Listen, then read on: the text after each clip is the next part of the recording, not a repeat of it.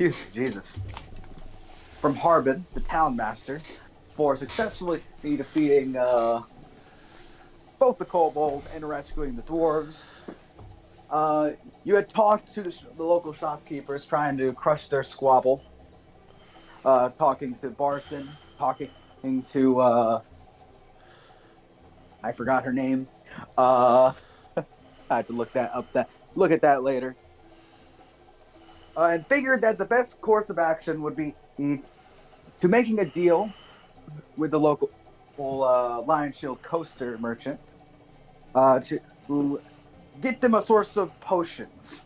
So you went up to Umbridge Hill, found and fought the mighty Manticore, slaying the beast in the process, along with fending off the remaining orc who had ran away bravely. And then expertly acquiring, through much guile, Mr. Parade had acquired an alchemy kit that he found and definitely didn't steal.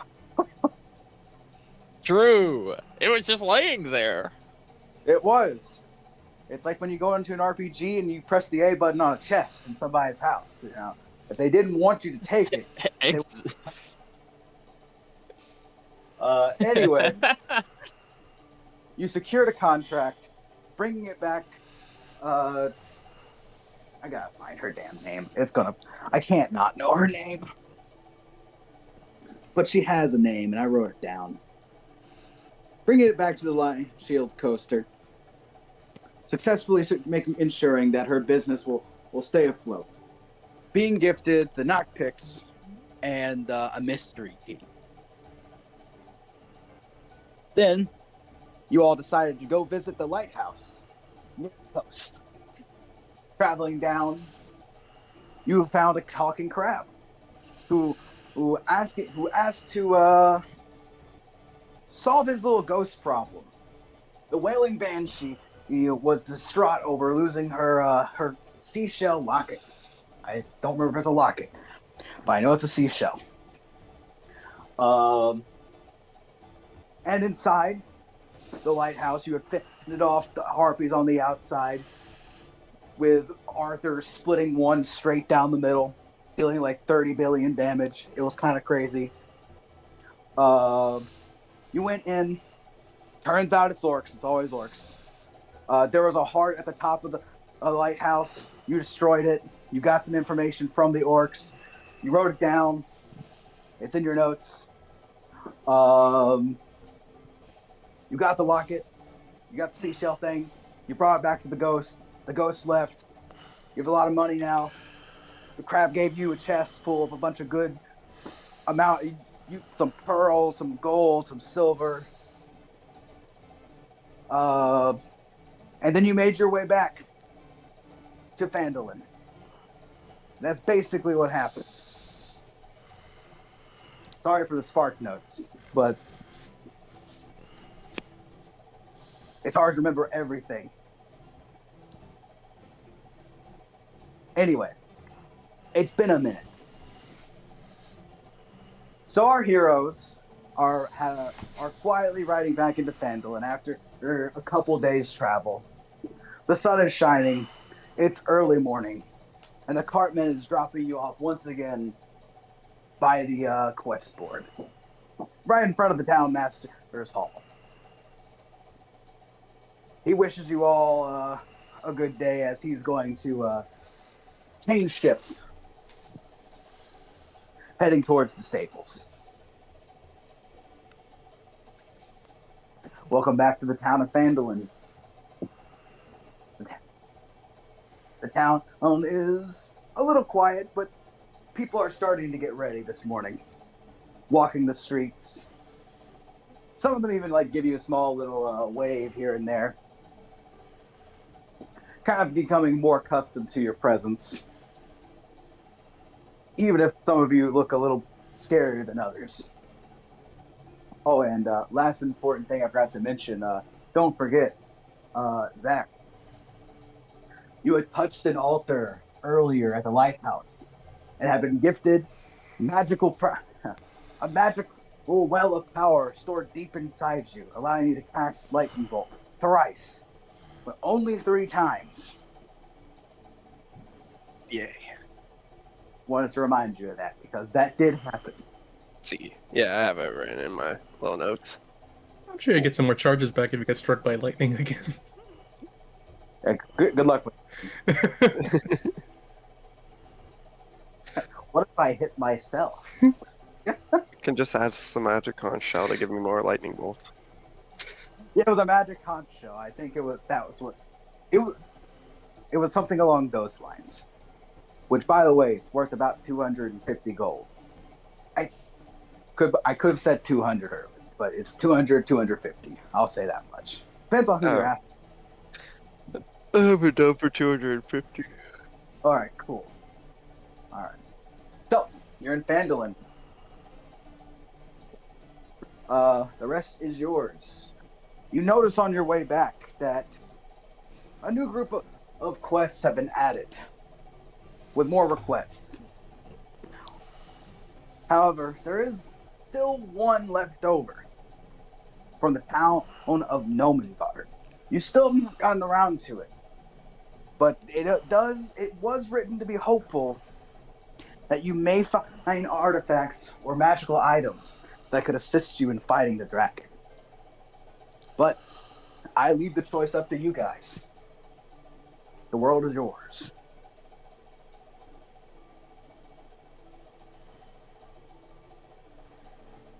Alright. Off the quest board. Hmm? We still have the quest board and stuff? Yeah, it should be in your notes. I'm pretty sure I posted everything in there. But the quest board is you can go up to the quest board if you want to like just look at them. Well, I guess we could take a look at the quest board to be familiar with it, but I'm pretty sure we're gonna go to the gnome one no matter what. there's that, and there's also that hunter guy we haven't spoken to yet. Falcon or whatever. Falco or whatever his name is. Now, Falcon. Because he's come Falco out. from the hit series. He's come up from a few times, so.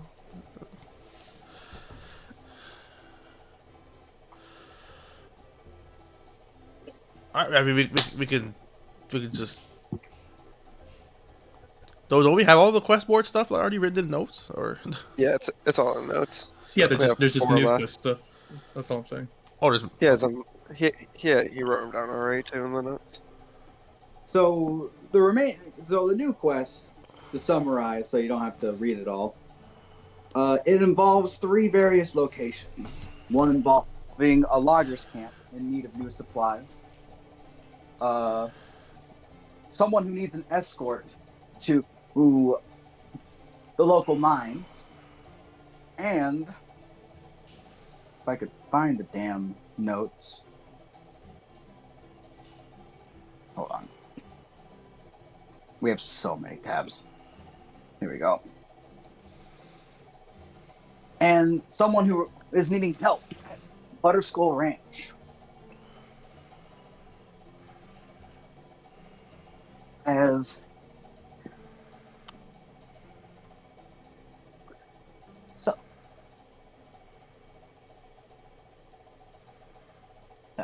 excuse me. Someone who needs help at Butterskull Ranch as orcs have attacked the place. These damn orcs. Yeah. And so requiring a bit of a wellness check to make sure that everyone's okay there. Just to briefly summarize. I mean, I want to. What? I still didn't. Huh? Huh? Huh? Huh? Your thing's cutting out. You're cutting out. Yeah, your character takes out a radio and starts changing the station to try to fix the signal. True. The rebel. I want to do the gnomes. Okay. Is everyone in agreement to the gnomes? Sure. Let's yell this thing That's on the just my to-do list. vote. All right then. Before you head out, is there anything you'd like to do in town before you leave? There was no plans last time, but I figured it'd be helpful. I don't want to check out the other shop guy. Barthen's Provisions or Yeah. Lion Shield Monster? Lion's Provisions. Or my bad, So- not Barthen's Provisions. What the fuck? Okay. I like how we helped this woman, and then both you and me have been shopping at the other store. Look, she needs to get her goods up. Well, it's been a few days. She likes True. She I may mean, have- The prices just can't compete. Oh my god. I'm probably just gonna head over to Falcon before heading out. Oh, Falcon lives in the Neverwinter Forest. Oh, I thought he was like, in this town. What the fuck? Never mind. No, he does not live in Fanwood. But, just asking around directions for him. He lives somewhere near Neverwinter Forest. Most people can give you pretty clear directions, but he is a few days of travel away. Also, we have to go out of our way to. Okay, that changes things a little bit. Okay. But you were ruined. you were given a bottle of wine to give to him. Yeah, like that shit. In the meeting. That shit. Well, we could do that first, or if you guys want to do the gnome thing first.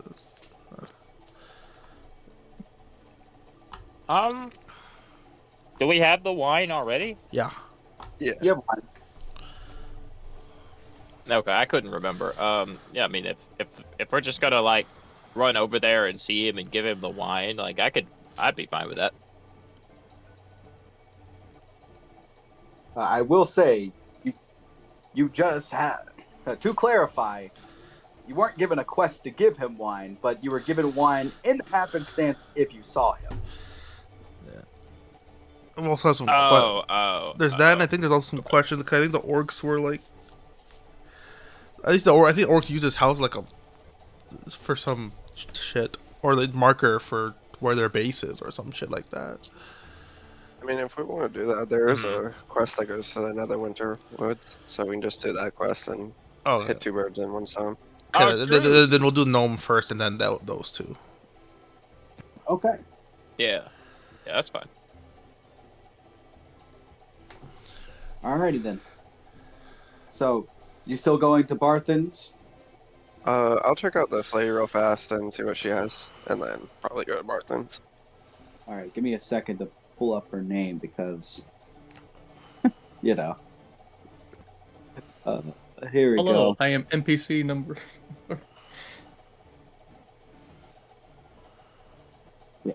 Lenine. There we go.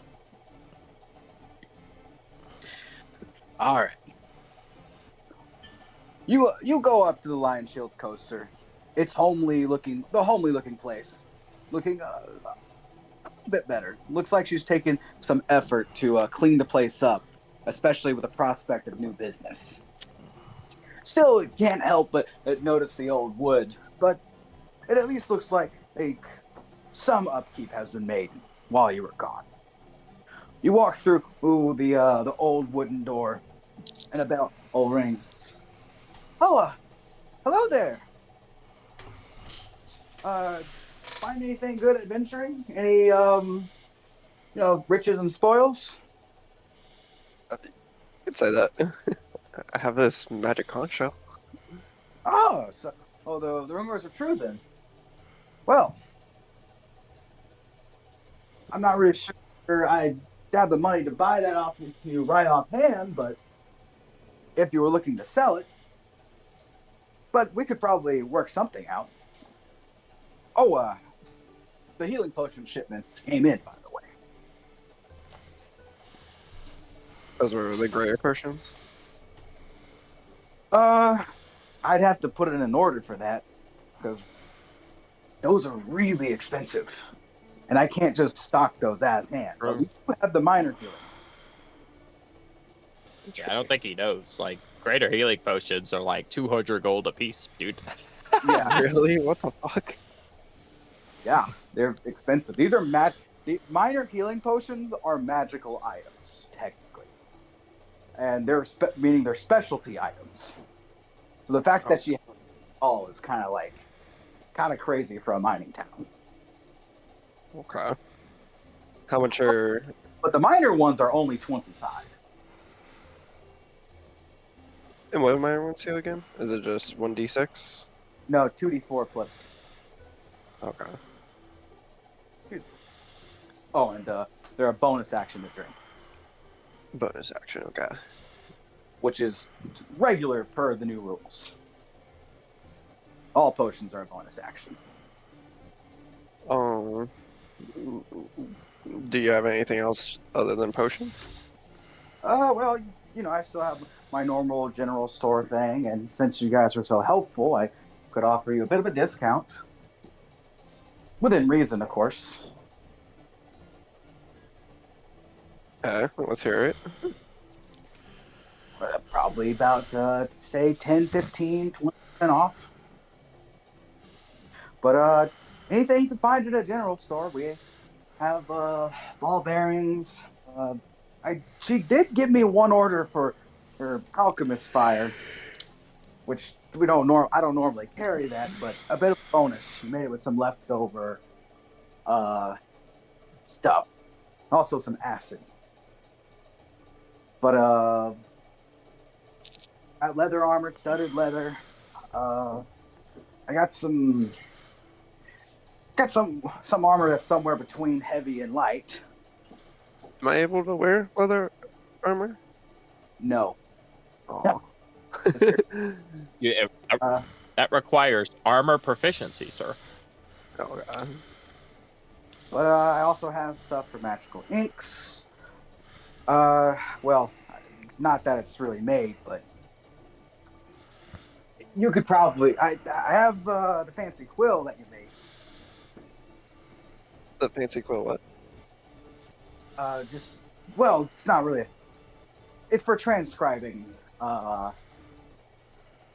arcane sigils. It's really not worth much up by itself. But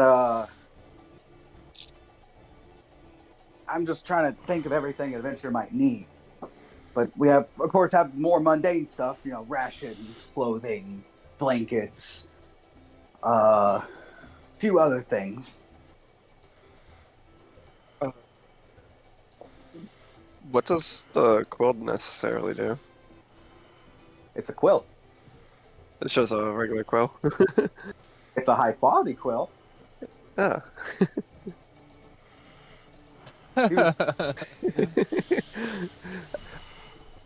Well, I think I will just take two.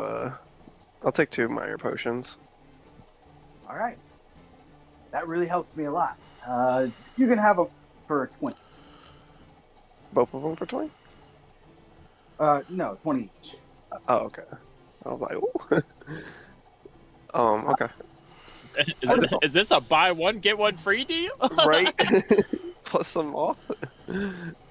Just keep in mind, I don't have an unlimited amount of these. Because it takes some time to make these. And also, I kind of have to give her some money back. Well, I do have the 40 gold. We don't have to do the Magicon show. I have 59 gold on me. Okay. You hand over the gold. Make sure you mark it. If you are interested in some type of specialty potion, I could, you could put some money down, and I could talk to, my supplier, and we would get something going, have it ready by the time you guys come back. Like a potion of haste? Maybe, but I know that the stronger the stuff, less likely she'll be able to make it, and it'll be a whole hell of a lot more expensive. I'll throw an arm around Arthur as I hear what is your character's name again? Zephyrin? Zephyrin? Okay, yeah. It's like I'll whisper in Arthur's ear as you repeatedly ask for insane deals and things that take take more than a normal person to make. I'll just say, and I thought I was the crazy one. All right. I will slightly look back hearing this and be like, you are the crazy one. Zephyr, make me an Arcana check.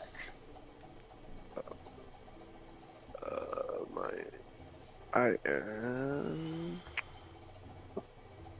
+5. Yeah, okay.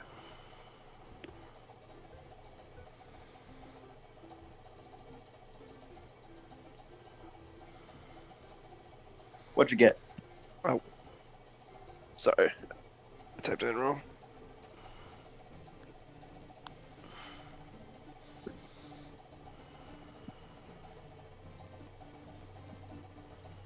Oh well.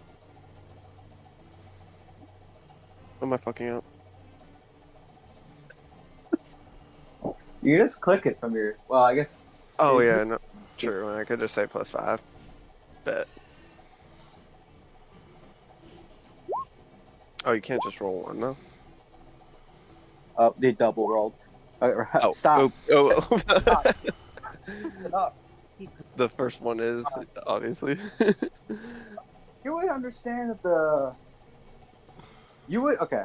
A 9, I'll give you what you get for a 5. You know that Ace is beyond your own ability, and you're not really sure someone around here could really make something like that, especially if you don't even have the ability to cast it yet, or even the spell script for it, much less. That's all I can give. This is a load of barnacles. Very unlikely. Okay, well, in saying that, I'll just. Maybe they a potion of first level of a first level spell. A level 2 would be pushing it.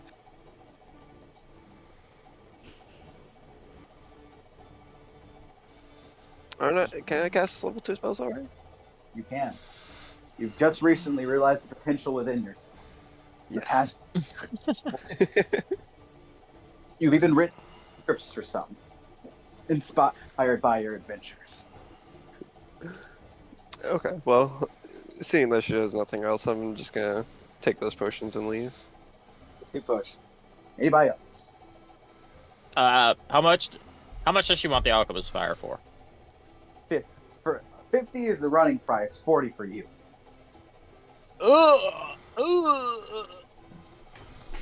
Didn't you just get like 500 gold? Use some of that charisma to haggle. True. Granted, alchemist fire is unique to other fires in that it will burn. It's almost like napalm. It will burn, and even on surfaces, it's a bit like Greek fire. It'll burn on most surfaces, including water.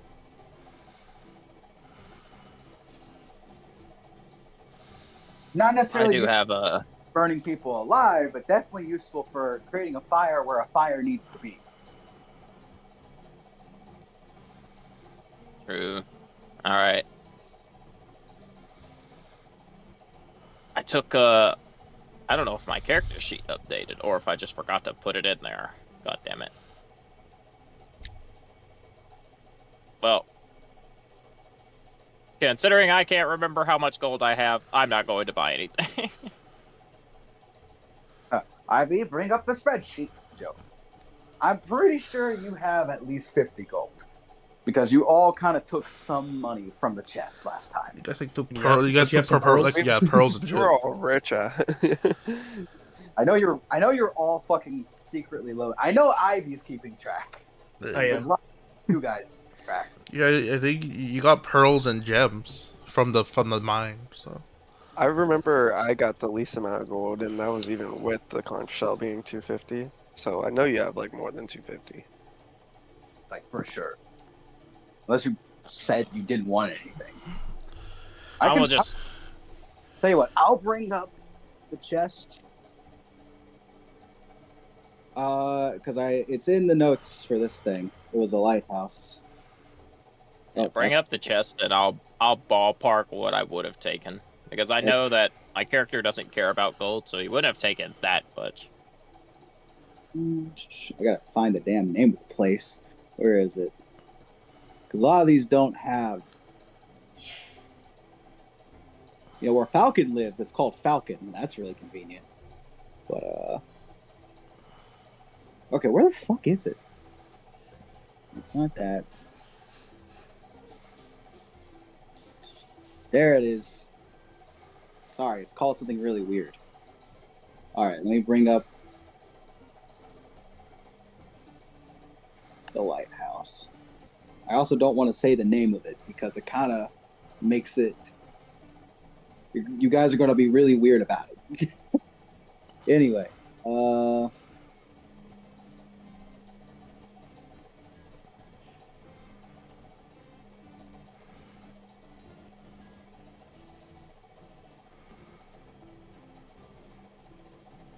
here we go.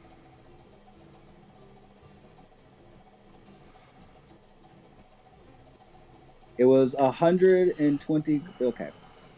It was 6 pearls with 100 gold each, and a chest containing 120 gold.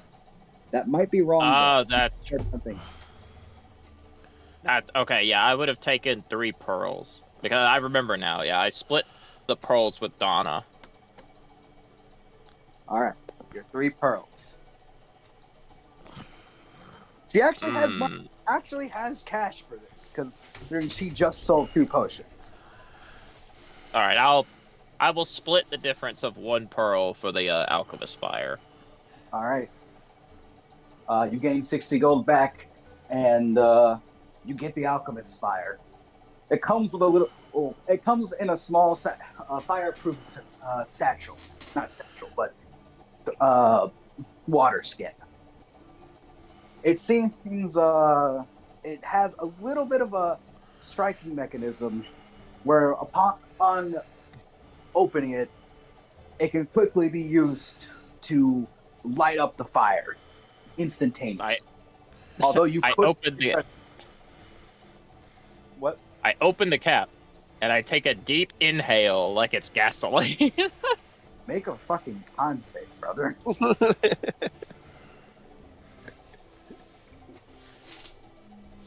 Since you're huffing Icespire now. Not the consequences of my actions. That's 6. Okay. You double. Being caught off guard, I don't think you've really smelt this stuff before. It's very strong. Almost nauseating a little bit from how big of a whiff you got. You instantly fall over. Ah! I fall backwards with my legs straight up in the air. Your head feels a bit dizzy, but you quickly recover. Smells like Arnold's gym locker. Also, pretty sure you have proficiency in Constitution saving throws. Do you have 0 con? Oh, do sorcerers get Oh, my bad. Yeah, they get. No, I have 2 con, so I guess it'd be 8. Okay, well, it still doesn't save you. But I noticed there was a +2. But anyway.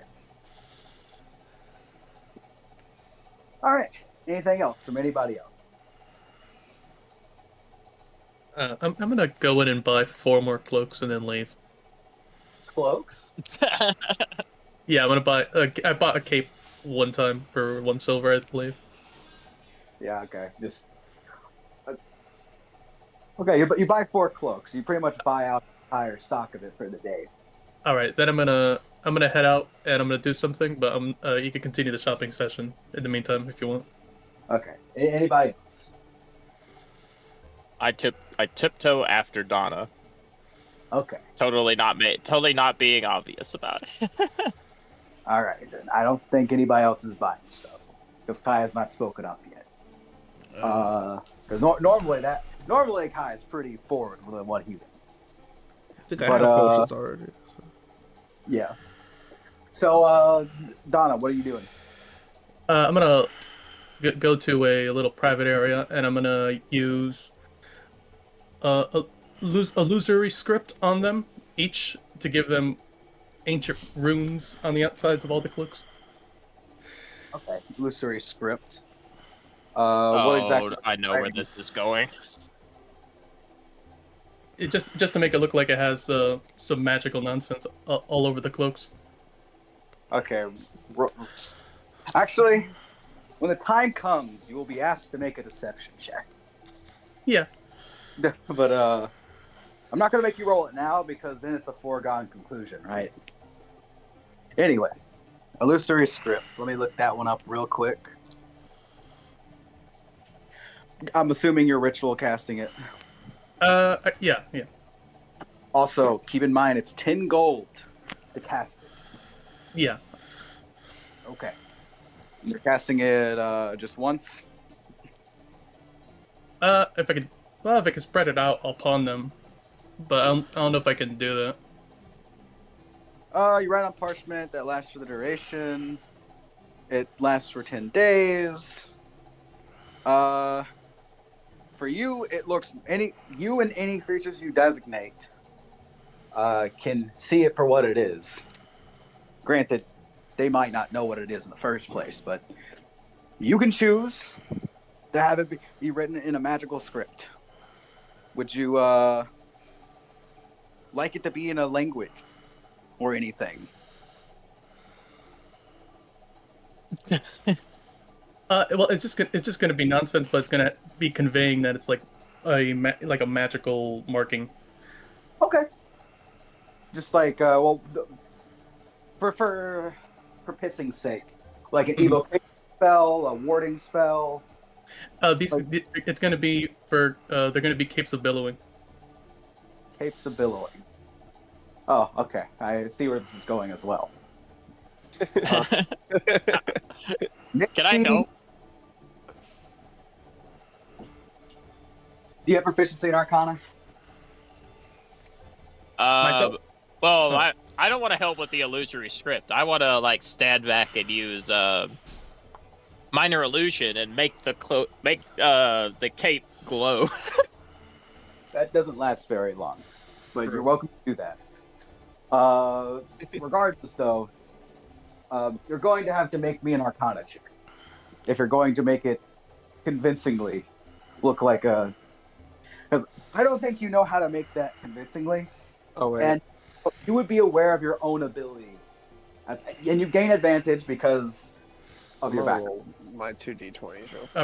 Are we talking about him or me? You make an Arcana check with advantage. Because I have a forgery kit. Ew.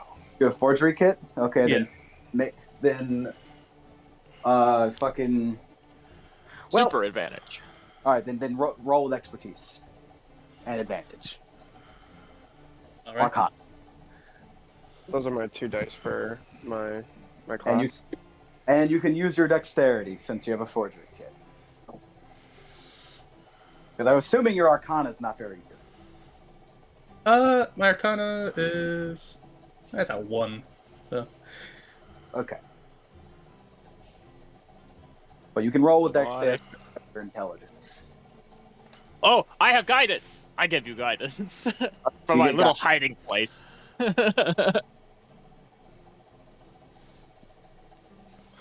to figure out what the hell the fucking forgery roll is. Okay. You're going to have to do some math. It's your proficiency bonus doubled plus dexterity. Okay, so at least 6 in that case. Yes.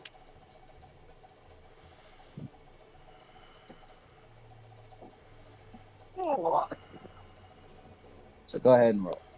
All right, rolling. Okay, 16. Did you add guidance? I have not added guidance yet. It might actually change something, so go ahead and roll it. All right, so what, D4? D4. Yes. All right, 19. 19. Didn't do anything for you, but as you make it, you're fairly certain it would take someone actually proficient in Arcana, as well as someone that actually is aware of the more traditional arts to recognize it wouldn't be real. However, someone aware of the illusion would easily see through it. But one not unaware, it would take someone like Zephyrin to actually identify it. Someone proficient in the arcane. All right. Or it works with it. Zephyrin, you would easily be able to tell that it's bogus. Gotcha. All right, and with that done, Go ahead. The common way of selling damn it. stuff, not recognize it. Go ahead. Now you go. Sorry. and once that's done, I will use Unseen Servant. Okay. What are you using it for? I'm gonna go to when I go to Barthen's, and when we go to test the cloaks, I will have it make it look like the cloak is billowing if he tries it. Okay, so you want to go to Barthen's? Yeah, to sell the cloaks. Okay. I'll be heading over to Barthen's too. Okay, you walk into Barthen's holding a handful of cloaks. Salutations! I won't come in after. That raises his eyebrows at you. Oh, great. My local competition. Glad you guys could make it back. Competition? No, I'm a merchant. True and true. Right. And you're trying to sell me something? Why would I want to buy from you?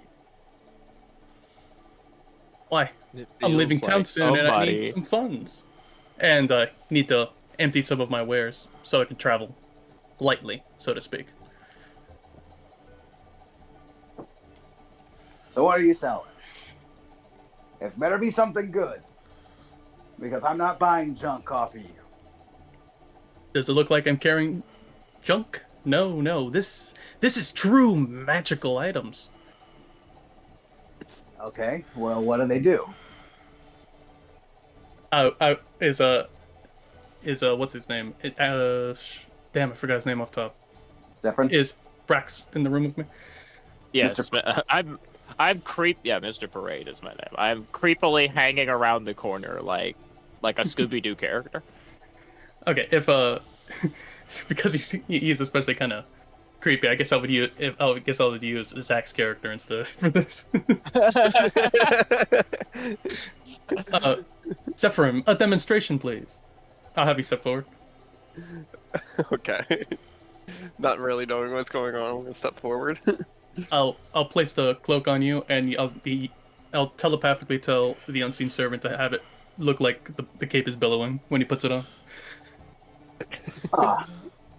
Capes of billowing. I think I've heard of those before. I think every now and again I hear someone selling one of those in Baldur's. Yes, the finest artisans wear them all the time. Not for the local farmers, so to speak, but for the high-end, rich-paying clients. But I have no use for it. So, I am willing to sell them for market values around 50. What do you say, 25 each? Maybe. But they're not exactly made of the finest material. I can tell that cloth's been made around here.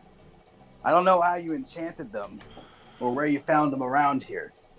But I can't sell that to anybody noble. Well, someone would still be interested. Not everyone has a keen eye like you do, and I could tell you have a very refined palate when it comes to materials. Have a different suggestion for a bargain, perhaps? How about 60? 60 for all. 60 for all of them. And that's me being nice. Especially considering the fact that you're driving out my business. And not to mention, when I pack up, I gotta turn a profit too.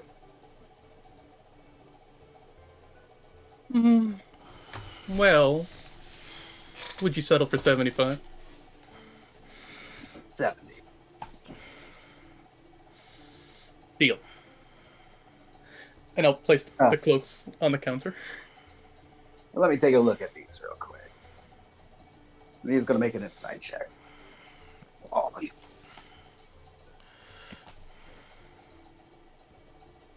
Since he's a seasoned merchant.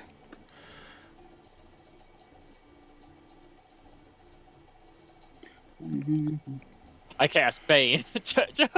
Oh my god. Oh no! Oh god. I don't know where you got these, or if you're pulling one over on me, but this is an illusion. These ain't real. Sorry to say, but deal's off. Now, please, next time you come in trying to sell me something, make sure the damn thing's real. I am insulted. You saw it billowing yourself. Calling me a liar?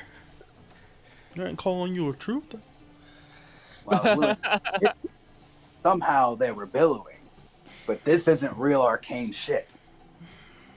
I don't know what happened. Yeah, I saw him using his Arcana to check it. What? Saw him using his Arcana to check it if it's magical or not.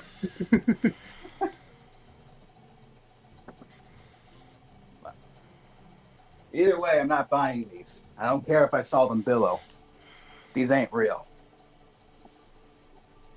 I'm not gonna lose my merchant's license over selling bunk shit. I am appalled to be berated in such a manner. I'll snatch the cloaks and raise my snout before leaving. Whatever. I gave you a fair shot, though. You just rolled good. Yeah. I guess. How it goes. But, Parthen is a little bit more annoyed at you. For sure. I hadn't even met the guy. Yeah, but you kind of... First impression's a scam, just a scam No, attempt. I mean, I was getting judged by your guys' action.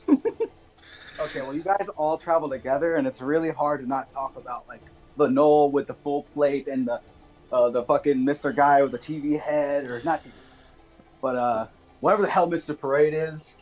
Where's That's my where I don't even. Where are my I don't even deception know what I rolls? am. Did you want to roll? Okay, tell you what. You can roll deception if you want. Nah, you already rolled a fucking 23 on fucking. Oh. Okay. I just had to know So I wasn't in that store. I'm still leaning against the I- wall down here by the market. True. Yeah. I'm not involved in that shit. So. Fucking, like you put the companion in the camp so they don't see you do some fuck shit. Just like no reputation loss. I wasn't there for it. Smile. Anyway, so you all head back onto the next cart. Still kind of using your heroic deeds the way it could be. And you all get ready to set off for Nomadguard. I would assume, unless you have something else. But I'm going to start preparing to get you guys to Nomadguard. So let me Summon the gnomes. pull stuff up. Also, I think the music stopped. No, it's going. I always have to keep it low, so I can never really hear it. All right. So you all begin to gather inside the cart and get yourselves comfortable for about a few days of travel. All right, I'm changing. The only thing I will be changing on my spell list is removing Charm Person and putting Color Spray back on. All right.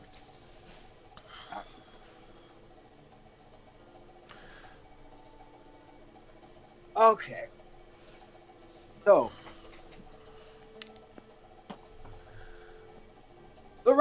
the ride to Nomengard, nothing too crazy. But the Cartman does speak a little bit about it. You know, this place, kind of filled with a bunch of weird little outcasts, you know, those stone gnomes. They've been around Phandalin long while. But most of them are maybe don't be so boisterous. Boisterous? Who? But all I know is I don't find it too likely they might help our flights down to Phandalin. Well, this is not my problem. You guys come around and guess it is kind of. But just be careful is all I'm saying. You don't know how they might act or fill you up.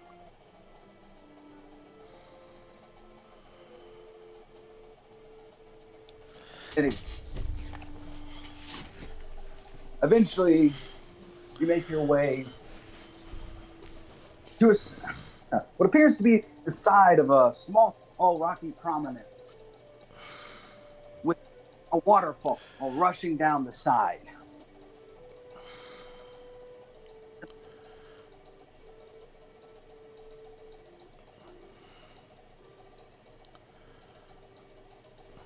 I gotta keep my damn phone. I can see it. Look at the water. Look at how it falls. It is beautiful. It's beautiful. It's so high def.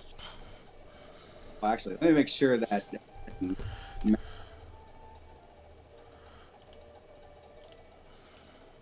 Yes, it is. Okay. Open guard. Parking area is here. Are those dice, Joe? Here.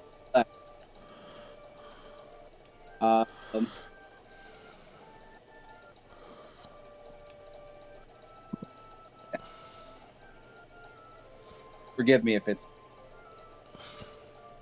Anyway, you all eventually arrive. Go ahead and place your tokens down. All right.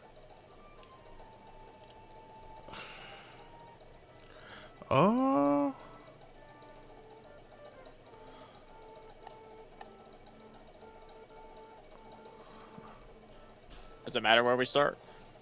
Right on the right side. I just kind of changed my mind. Don't start on the left side. But I mean, you could always jump across the river if you want. But I can't. Good starting point is on that right side right there. Hey, why can't I? Wait, hold on a second. All good? I'm trying to see the map all the way up there. Trying to like drag my token. And it's not.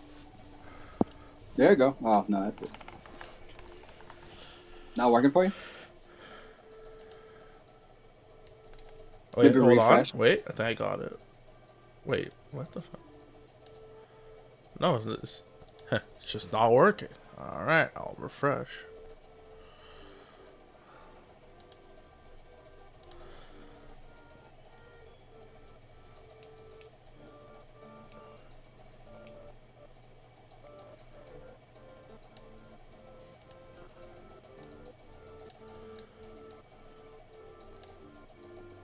There we go.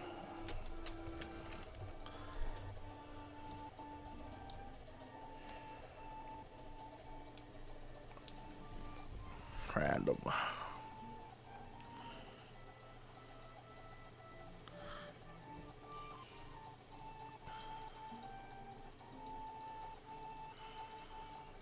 All right. You arrive upon a crashing waterfall. Seeing it in the distance, with mushrooms dancing, with mushrooms slittering, two isolated islands in the middle. viscous substances kind of leak from them, just gently, as they glisten in the open sun. The water seems to be flowing faintly, and as you get close to it, Mr. Parade, you instantly feel a small connection to this place. And something almost feels a little fizzy about you. Oh, joyous! I don't really know what to say about that, but I feel floaty. It's wonderful.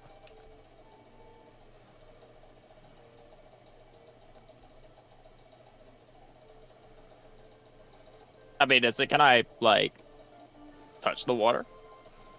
Yeah, go right ahead. You touch the water, Yeah, I stick my hand in it. you die. Ha, got him.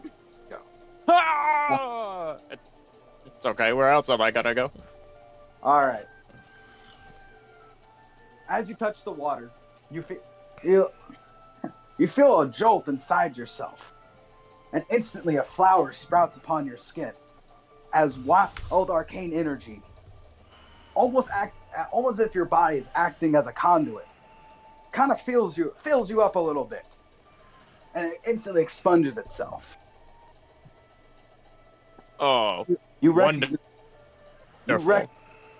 You recognize this. Recognize that this place must be infused with the nature of wild magic. As you quickly realize that magic seems to just kind of emanate from this place, that only you kind of feel an attunement to. I joyously shout to my party. I like this place. Let's stay. That concerns me. You should be concerned. As a wizard, you know that wild magic can be very unpredictable. As I was oftentimes, just saying, we don't need to go back to that other town. as you know, oftentimes, whether or not you want it to, it can interfere with castings of regular spells. Okay, what the hell is More and more, I do not want to stay here. It doesn't necessarily mean it can be dangerous, but the results can be unpredictable. Oftentimes, you know from witnessing Mr. Parade I himself. clicked the wrong thing. It's all good. Mr. Parade himself. Now, wild magic usually doesn't interfere with the casting of magic, but it can create unexpected variables.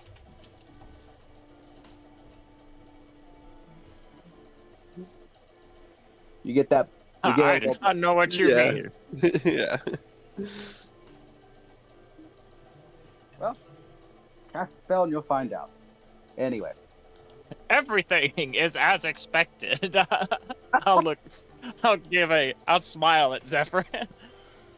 So, Arthur, as you walk forward, you see a bit of a winding staircase up into an alcove on your right. On your left, you also see a bit of a cliff face, about 30 feet tall, across the river, kind of leading up into a dark and dim cave. You can't quite see the inside of. All right.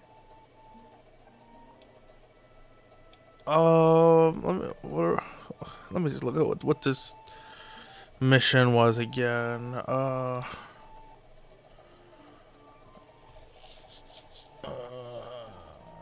50. Wait, what? Oh, we're just looking for. Okay. All right. I mean, I'll go outside the cave. Go like kind of down here, and I'll just. I mean.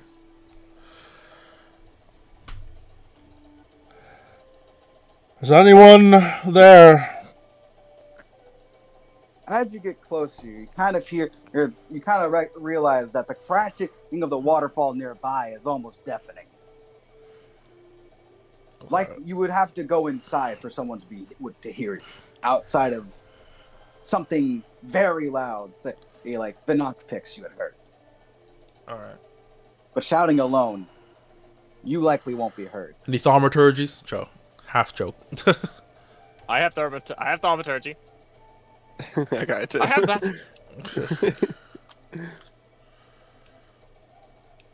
Would you like me to shout into the opening?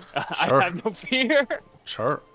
All right, I walk up to the opening of the cave and I use thaumaturgy and I say, "Hello!" Not much happens for a few moments, but eventually someone comes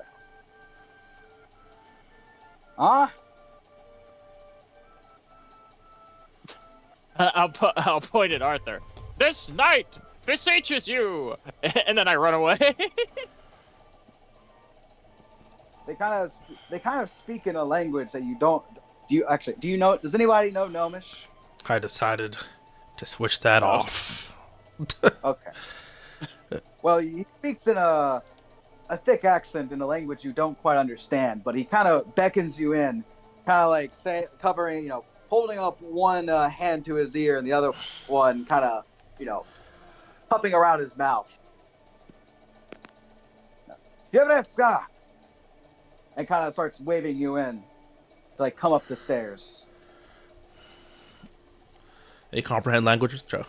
Alright. It's a trap.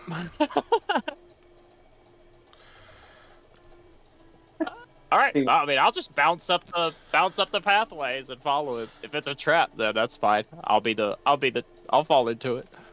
All right. You're listening to common. What are you? I don't know.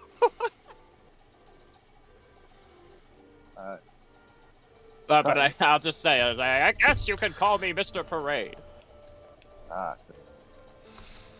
Weird name. But if you want to stay, you're welcome to. But I have to get back to cutting onions. Before we worry about settling, we hail from Phandalin. We were told that perhaps there was tools you had to deal with the looming dragon threat. Maybe. But you'll have to talk to the kings about that one. I am a chef. I am not an inventor. Alright. Where can we speak to them? You'll have to go further in. Don't worry. No one's going to chop your head off. But go watch out down that hallway. Why? A factor can be a little crazy. Who? That sounds good. Uh, Perhaps he sees what you cannot. I doubt it. Either way, you are welcome. Care for any mushrooms before you go? I have a few here. No thanks. Sorry. They're at. I'll try. I'll try him if he holds them out. He holds up a green mushroom, and he offers it to you. Do you eat it? Just I on eat the it. spot? Yes. Yes. It tastes earthy, but it's honestly kind of pleasant. It's kind of almost... It's definitely not, like, cooked. But even unprepared, it's almost a little meaty tasting. Not like flesh or pork. Let's not get crazy here. But, it does taste like food, actually. Kind of like chicken of the woods. Kind of thing. It's not bad, but it definitely needs something. It also kind of tastes like onion. But that's more of an afterthought. I do like onions. Alright. I will return to the work. Uh, again, watch out for the Factor. Oh my god, the fucking edge. Oh, Arthur, you're standing there. Let it be you. Make a dex save. Alright. I'm not joking. Uh, sucks to be you. Straight from the book. Oh, and let me reveal this guy, because I don't know if he's on the right layer. There we go. Here's Factor. See, Where's my thing? Oh, here.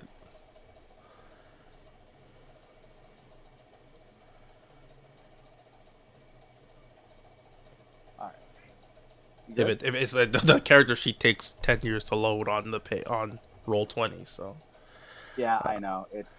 It's fucking ass. Alright. You walk down the halls of the inside of the cave, and it rings in your mind, caution. And thankfully you see it coming before your eyes see it. As a crossbow bolt instantly flies towards you, and you duck down, turning your head. It's not playing. There it goes. You see your head. You see a drooling stone gnome, kind of going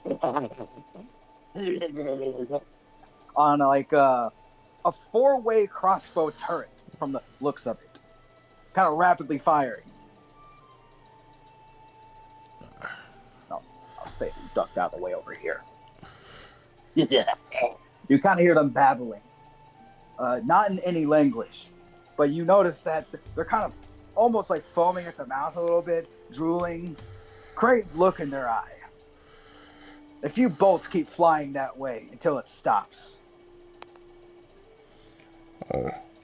Alright.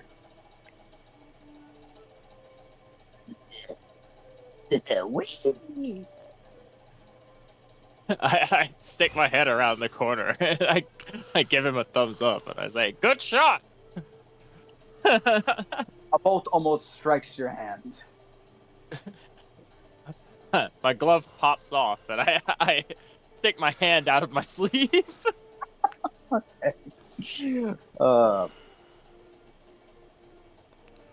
you can hear the sound of whirling machinery just around the corner. From the little turret. Alright. Look at Arthur. What do we do? Or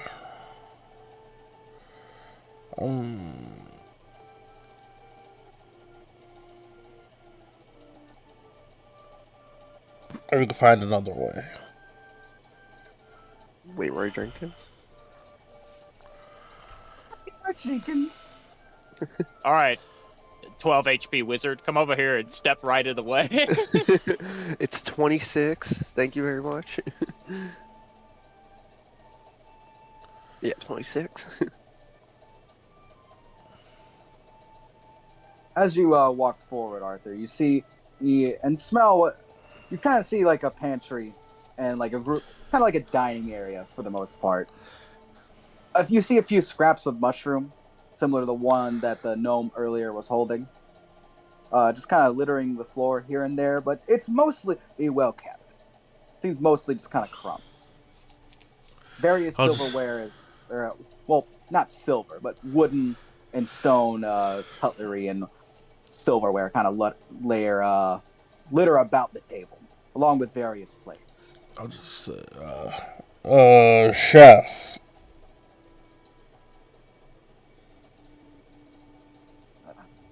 Yes? Is there another way around? No. Well, I guess you could cross the waterfall. But, might be a bit of a jump. Or a climb. A jump, you say? I mean, half joke. But no. All the way past the back door. All the way to the bridge. very far to King. Long way around. Either climb or jump or fly if you can. Tough. Either way. Uh, if you want the easy way, Factor have other machines down the hallway over this way. Maybe could use. Okay. Maybe. All right. Follow. Jump. I could help you jump higher. Fucking, you have the jump spell? Yeah. Oh no, you shouldn't give an Arthur that, bud. Well, I guess it's different now, but anyway. No, not over here. This is cooking area. Welcome to help, but down the hallway this way. Very busy right now. Oh. Okay. It appears to be very dark. It's good. Oh, sorry. Oh, I keep forgetting. I gotta. It's dark. Yes. As you kind of look down the hallways, though, you do notice that there's a few lanterns kind of lining the area, so it's not quite as dark as it should be. Lanterns and glowing mushrooms. Anyways, you walk down the hallway and you see that there's about 2 pathways down. It seems to wrap around to the area you had seen beforehand, as well as another way forward.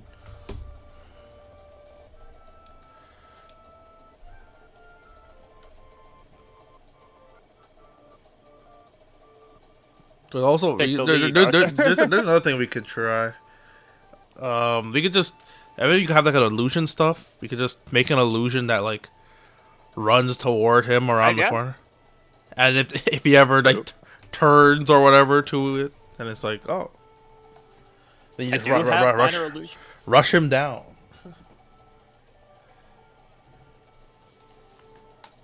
Yeah, I could do some stuff with minor illusion. But it doesn't look like this intersects his like crossbow turret. This just goes around it. He said the guy said there's other machinery down this way. Oh, true. So I stop at this corner and I peek my head around.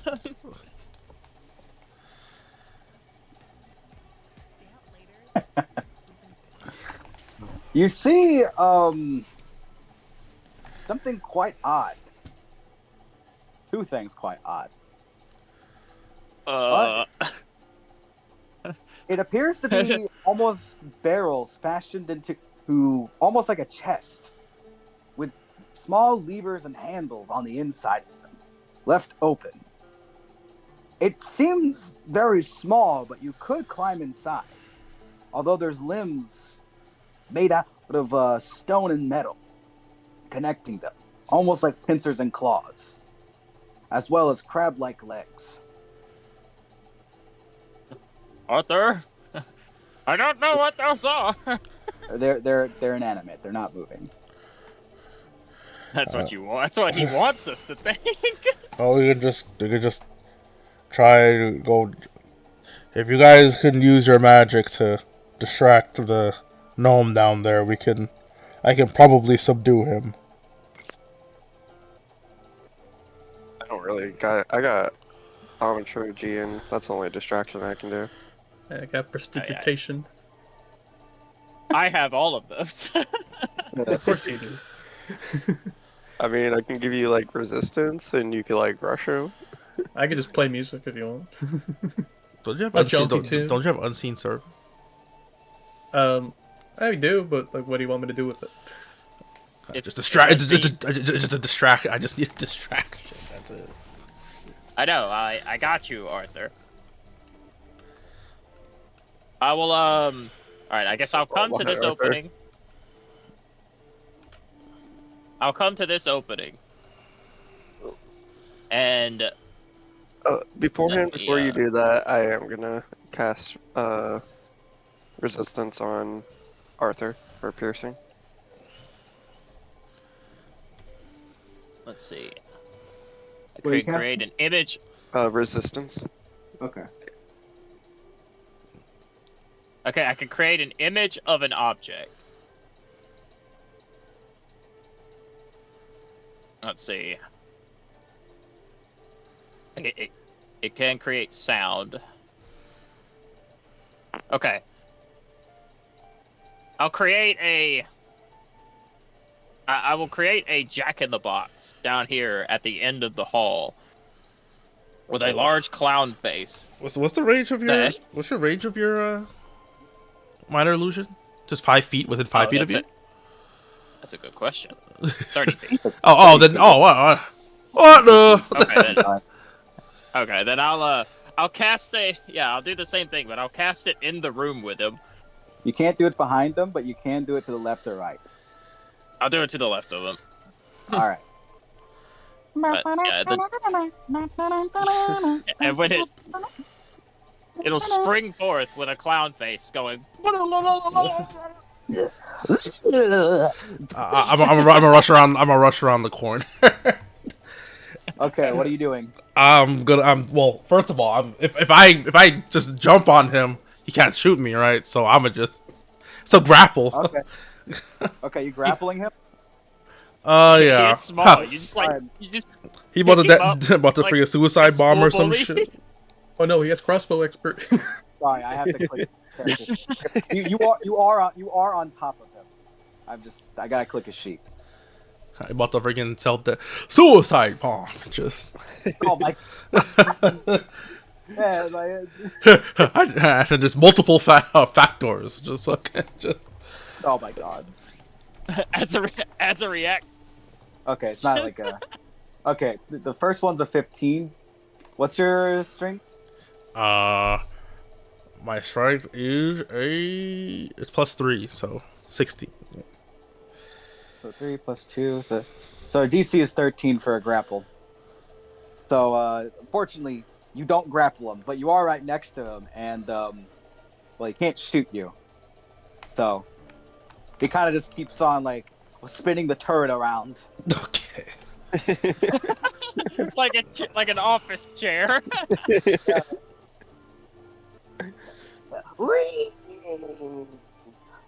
It kind of starts shooting crossbow bolts in all directions. Just you're not sure how these things keep getting loaded. Well, I mean, I'm just I mean, if I just keep trying to grapple him, he'll eventually fail. All right, you eventually grab hold of him by the scruff of his collar. What do you want to do with him? I'm gonna move him off the turret. Where do you move? Probably up and I'm gonna move up and out the friggin' cave. You were way just yeah, I'm gonna move up and then left. Just holding up by the back of his collar. Let me go. I was just say, chef. Chef. Chef.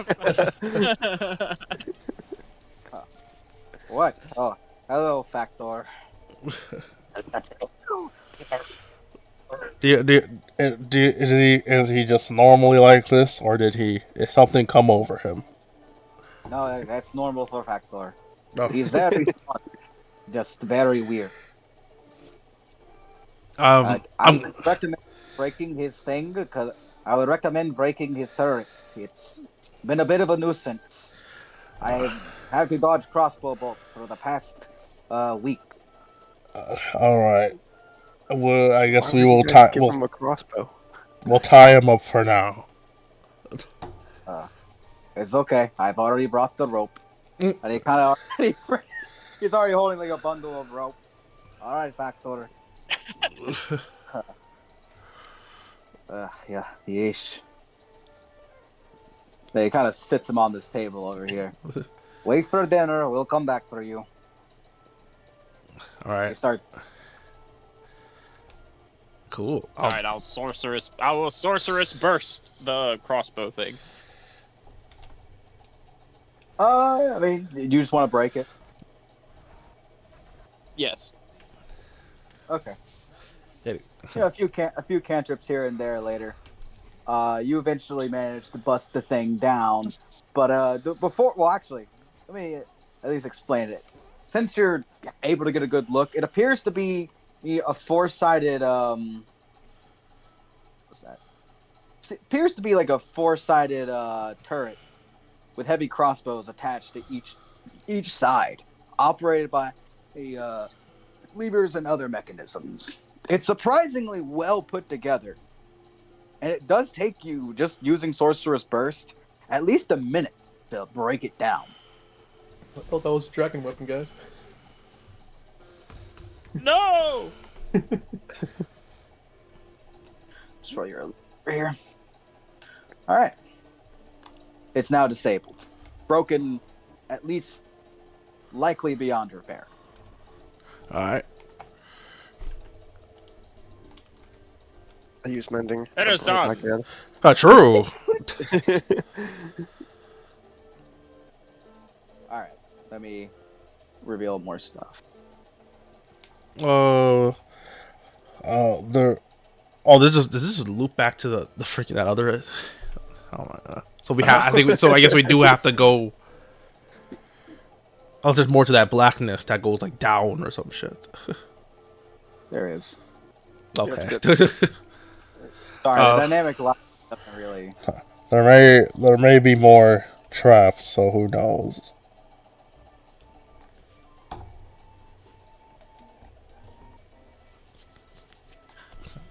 Alright. Here comes the in-save throw trap, Joe. Oh my god.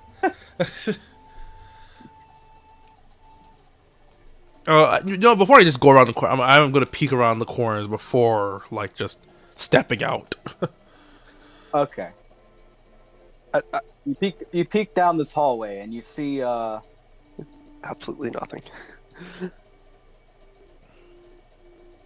You kind of see what appears to be some barrels. I look up. It's a 7-foot tall ceiling. All right. You almost hit you. I forgot to mention.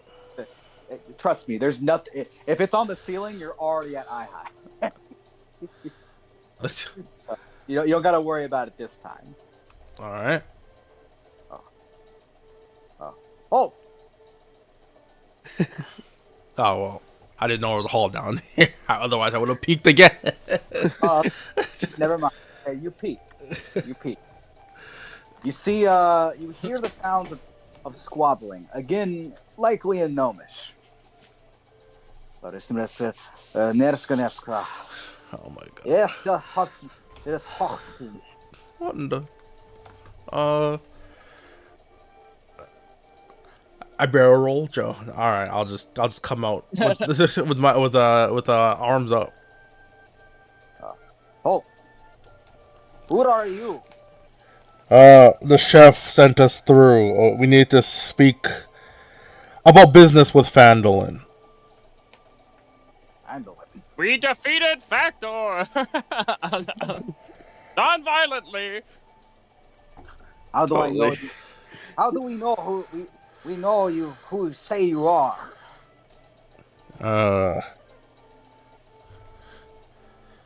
Do we have any proof of Fandolin stuff?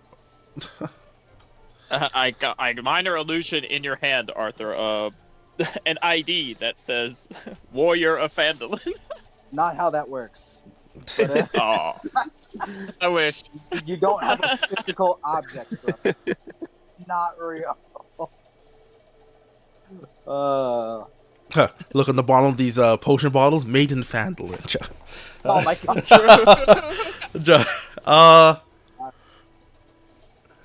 Well, if we were of any enemy or concern, we wouldn't be talking like this. And there are 3 more behind me, just to be clear.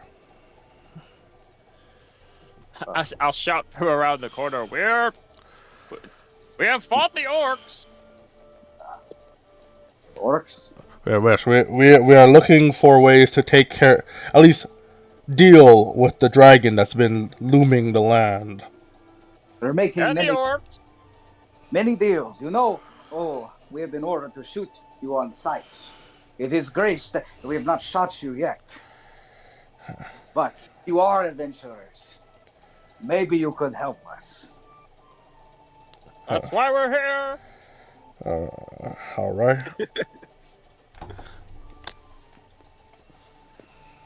Come here, come here. After you, Arthur. Well, we can't. How do I? How do I know I can trust you? I'll just crawl beneath their legs, and I'll go first. we could just talk from here. What do you need?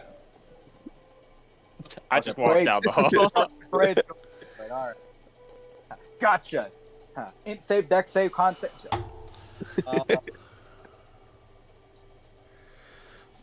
Wait, before you go.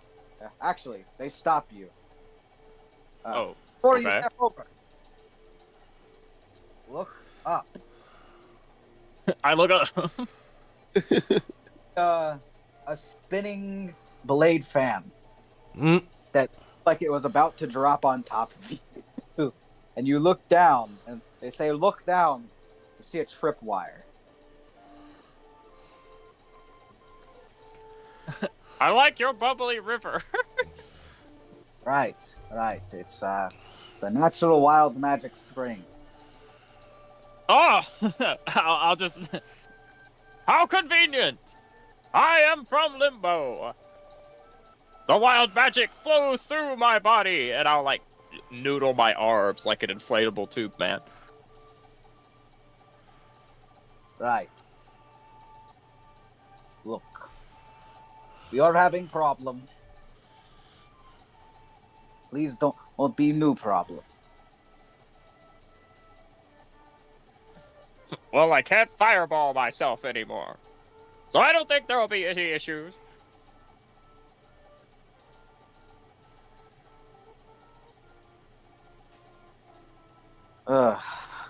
Well, this is good to meet you. This over on the left here is Ola. My name is Pog. That's his name. I didn't choose that one. That's what the books they called him. Not the internet brain rot. It was. I don't know what to tell you. I know the book. It's the book. It's just the internet has ruined that word. Yes, I am Pog. We are having problem. King is crazy, giving crazy orders. We cannot tell you further, but if you'd like for us to bring you, we can. Just don't try anything weird.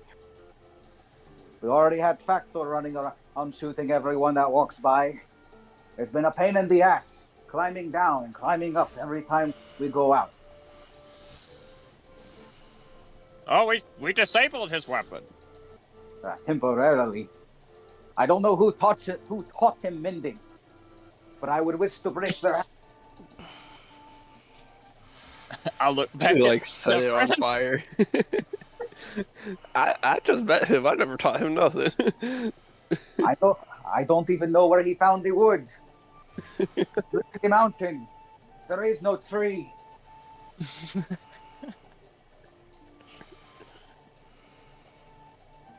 Oh, well, we will try to deal with your king.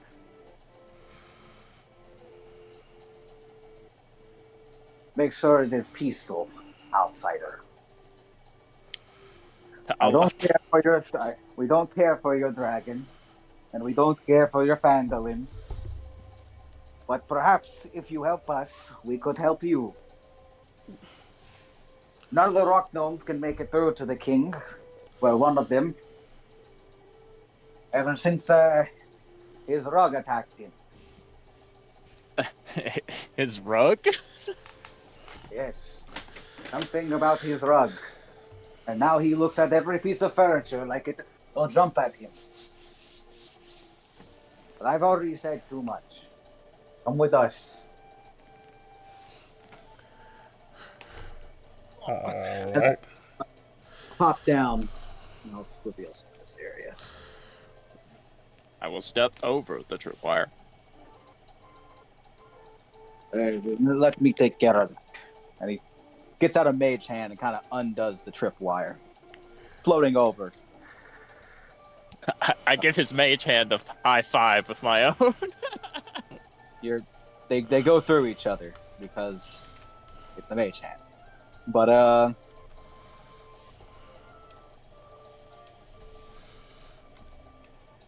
you are a weird bunch. Are you moving? You're Don? trapped. No, damn it, you're not trapped. Oh, you're trapped again. I lied. As you're going by the bridge, the waterfall is extremely loud. Makes sense. But crashing over. You're deafened Second. for 1 minute, Joe. Nah, not deafened. Oh, my ear!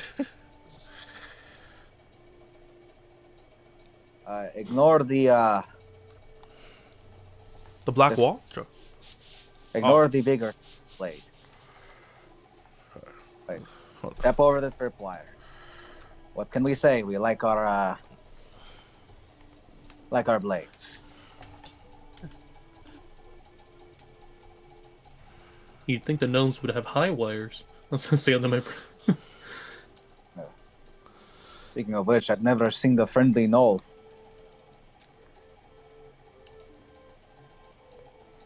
But I guess there is first time for everything. All right. Get off a pog.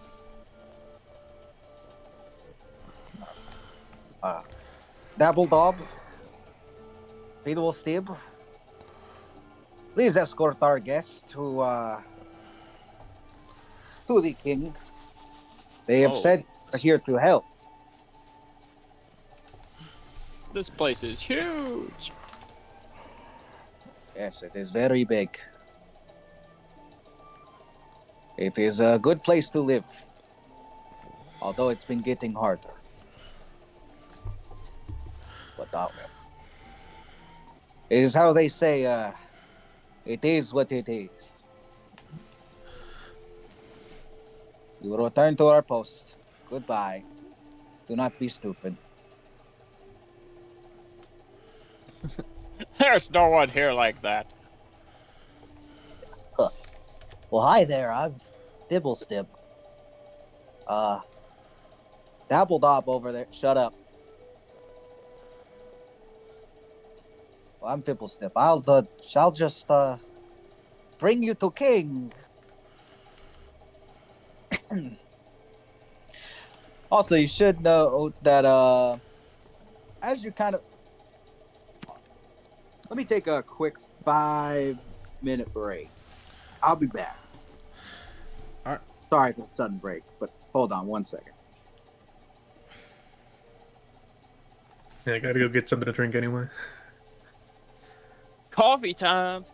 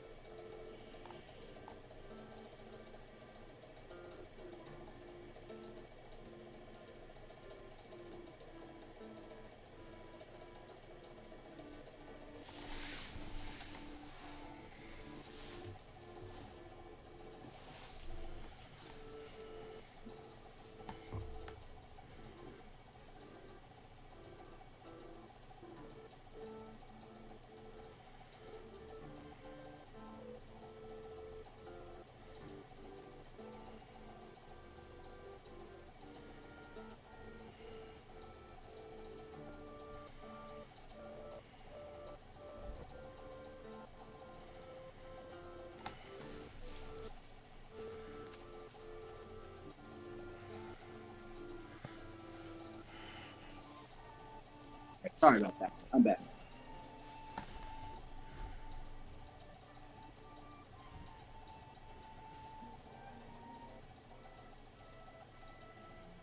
Just let me know when y'all are ready. I'm back with my coffee. I am ready, man. I'm good.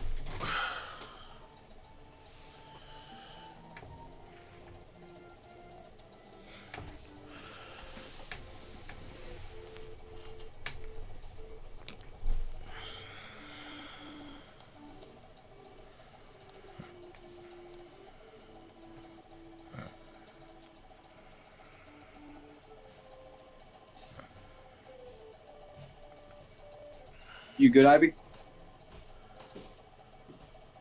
He did get up to get a drink. I'm here. Okay.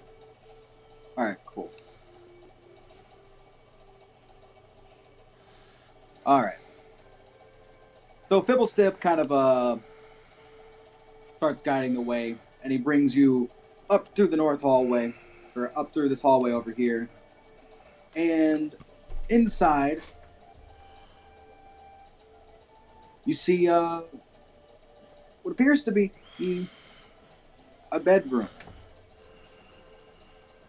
Just gonna grab it. Well, actually, no, I'm not gonna do that. But he kind of guides you up through the hallway. Oh. Yeah. As you, behold our lovely kings. You see, Miss Bray, since you're like the one that's kind of like there, right there. You see two rock gnomes, both wearing noble wear, with a crown atop each of their heads.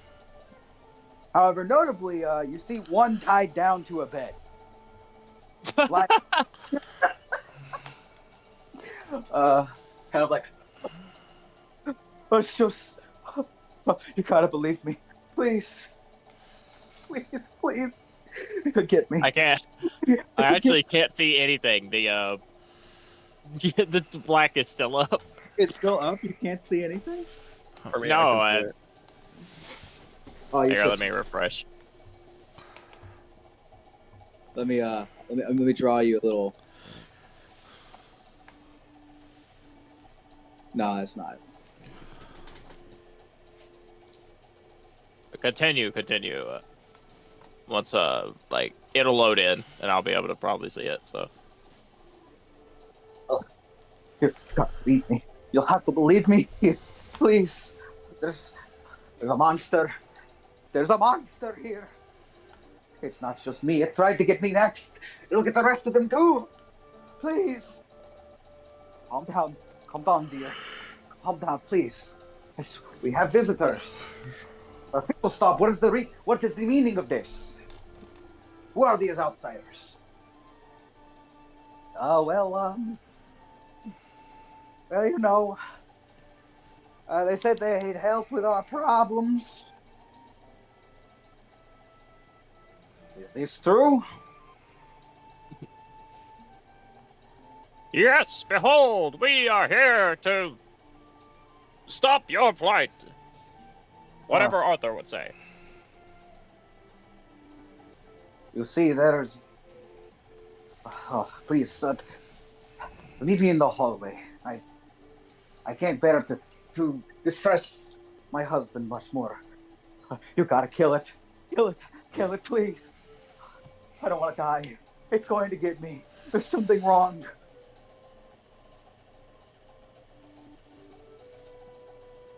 And he'll kind of... What's wrong with him? Yeah, it is a complicated matter. I'll put him over in the corner, over here. You'll see, oh, fuck off, people. You'll see... No. You'll see, a couple nights ago, my husband, he was no more than a couple. A few nights ago, my husband, he has not been the same.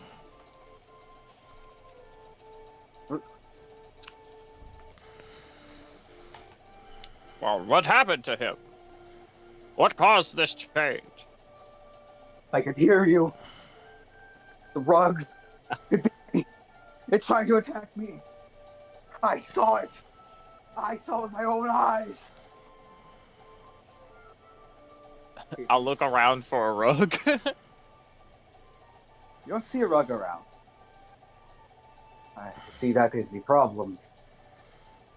He claimed something attacked him, something we never owned. I do not know what is the cause of this, but truth be told, I am a bit scared. There's something here, hidden from us. But we're not sure what it is. You kind of get the feeling he's not really wanting to tell you something.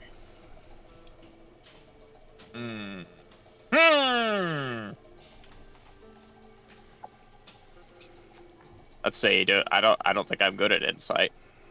Actually, I do have proficiency in it, but yeah. I mean, I guess I'll.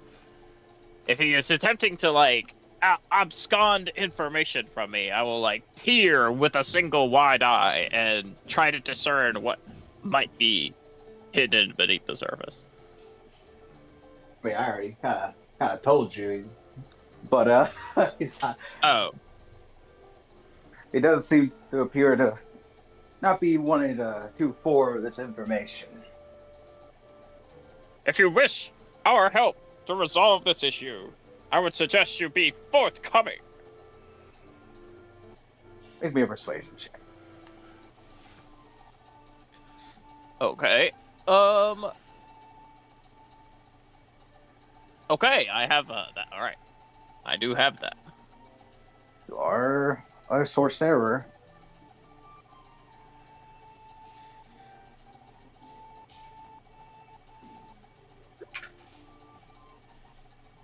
All right, whatever. You gotta say you're going to cast Bless before you roll with Bless, right? Or not Bless. Oh, you mean guidance? Yeah. Oh. Because that shit's really I'm not casting in front of Oh, But okay. Well, either way, never mind. It's still an 18. It's still enough. It's still enough. But anyway. Well, I didn't take subtle spell, did I? I don't know. Oh, well, you're right.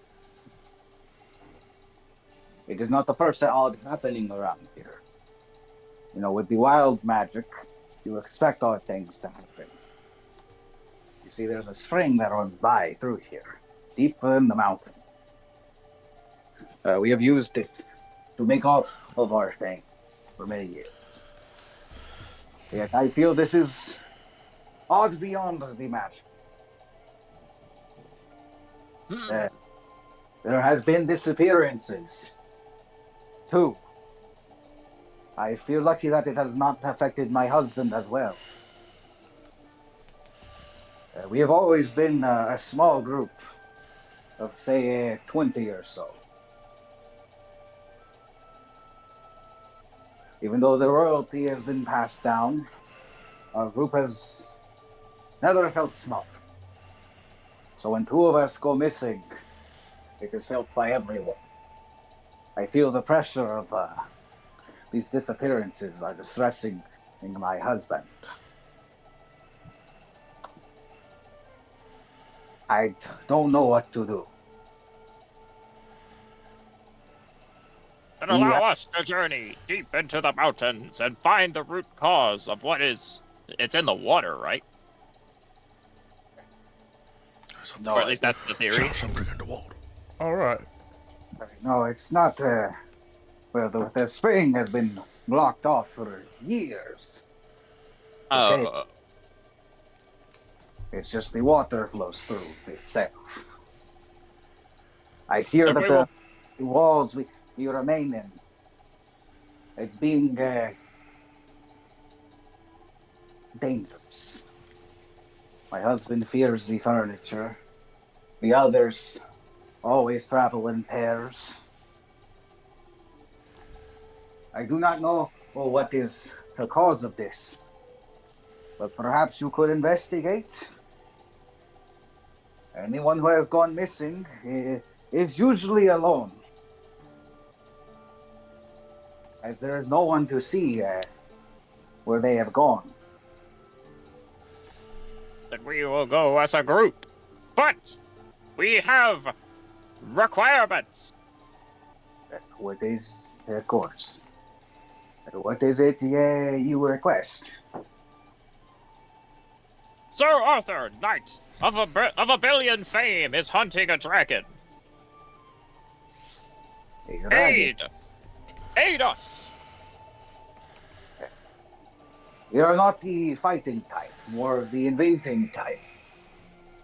But we could give you some of the things we have if you were to find the solution to a problem. I mean, I'll look at Arthur. I'll poke my head back around the corner. No one here wanders out. We do not go deeper. We do not go outside much. We eat our mushrooms, and we build other things. We sleep in these caves. I have much reason to believe it is still here. Perhaps hiding, wherever it is, phenomenon or monster.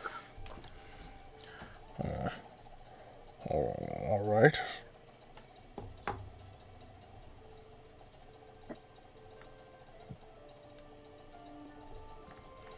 Alright, well then I guess we journey to the caves and find the strange source of these anomalies. You are in the cave already. Oh. Well, where specifically is it coming from? Where we live, as I have said,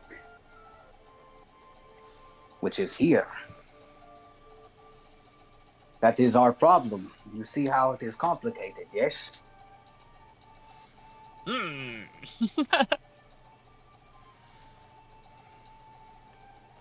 mean, if it's just like in the walls of the place we've been walking through this entire time, how are we gonna find it?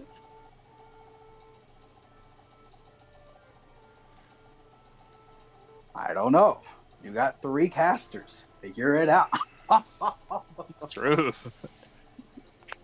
It's in the walls. We know that the only thing I can know is it is in secluded areas of our home. As if it was in the common areas, we would all see it. I would check the out of the way places first. This area up here. Area up where? Where are you? This up here. Here? Yeah. All right. You want to go over there? Yeah, I'll start walking that way since we haven't seen I haven't seen what's over there yet.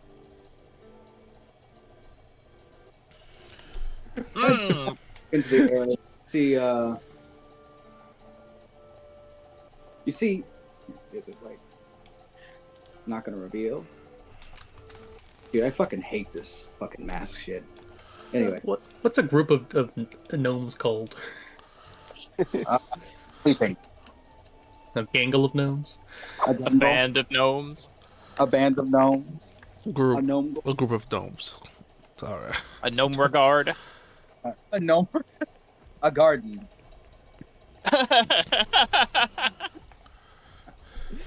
You see a garden of gnomes, all sleeping on various makeshift mats made of what appears to be some type of fibrous material. They're all sleeping. Well, that's not out of the way. One does seem to be... Oh, let's not move them all at once. One does seem to be keeping watch. Yes, it is. They're looking for the cause of the king's troubles. Well, yeah, the disappearances. Yes. We're investigating the disappearances and the cause of the king's rug trouble. Have you seen a rug around here? Yeah, rug. No, we don't carry furs here. But I have heard of I have heard of one counts too many on occasion. Various things.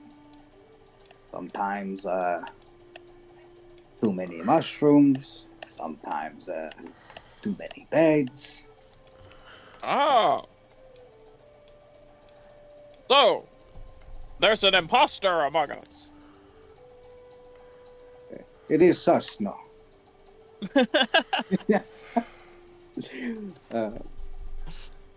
But no disappearances here.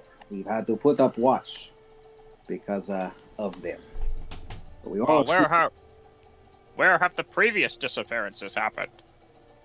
That's the thing. It's called a disappearance because they disappear without trace. Usually when someone's alone, they are gone. And then, poof, they have disappeared. They walk in. And no one saw the general direction they were going? And that's the thing. Well,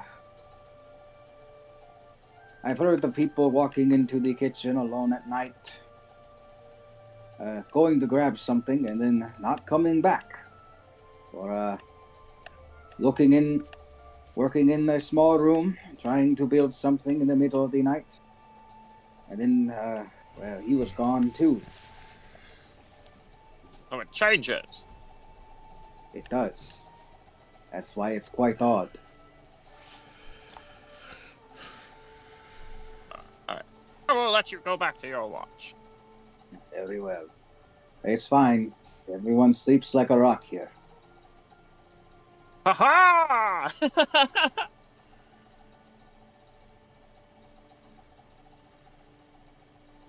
Alright, I will come back to inform. Well, since Arthur's kind of chilling over there with that other passageway, I'll inform Donna and Zephyrim of what I know. I'm not sure how accurate Mr. Parade's information is going to be. I absolutely embellish it and say that. But I tell you all about how there's essentially a prop hunt going around. Pardon. Basically, there's something out of place in some of the rooms, and that appears to be the cause of the disappearance. Perhaps a mysterious fiend masquerading as a mundane object. It's quite ingenious, really. I have employed such tactics. The wild magic sometimes turns me into a plant. Right. Sounds fun. It is. You should see all the look of the normal's faces when I randomly transform into things they've never seen before.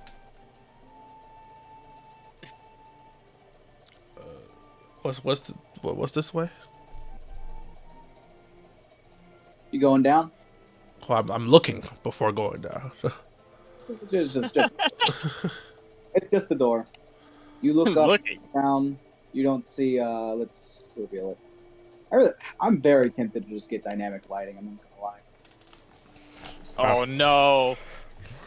Because this shit's kind of cringe having to do it every single time someone moves over one direction. Doing it manually. Let's make it shit, guys. That way, you'll want to buy it. True shit. So you can buy it, so it's better.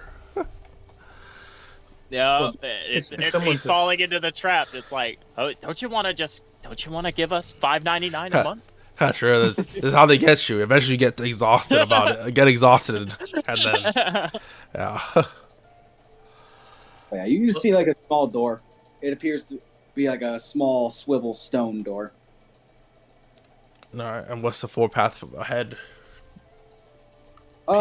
Peak. The ornate peak. It is, Joe. You see ornate doors, heavily decorated with various sigils. No, that might be where they keep their treasury, maybe. So that's I'll okay. shout down the halls as you're wandering around. Are we traveling in pairs or as a group? Yes. Why not travel as a group of pairs? I'm gonna beat you. You just raised your loot to hit me over the head. I'll just before I even open those doors, I'll just ask these known what are those 2 doors over there? Well, those there are our treasury. Both of them? The one far down, that's our treasury, and the other one, it's one of our storage rooms. All right. Speaking of locations, where's most of the disappearances taking place? Usually not over here. It's usually on the other half of the place. I'll put a hand on Zephyr's shoulder, and I'll say, I do not know why Donna would want to travel as a pair. I am more of an apple man myself. That's pretty good. I'm gonna frown and I'm gonna walk away. I'm gonna step over the tripwire. Nothing like a little bit of elvish humor, huh? I come back over here. As he says that, I'll look at him and be a bit more serious in my demeanor. What do you mean, elvish humor? Oh, and the elves are always kind of funny,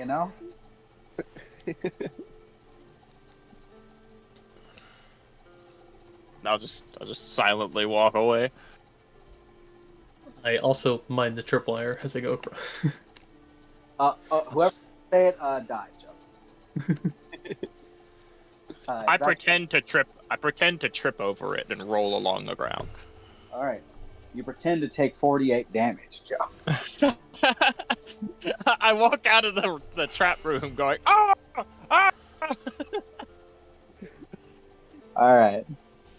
I see you're back. King take up well? I'll explain to them that we're exploring and trying to find anything that looks odd. Well, can't say I've seen anything. All right. There's that. So it's that room with the barrels. The room with the barrels. What about it? I'm just gonna go over there. Oh, you're going there.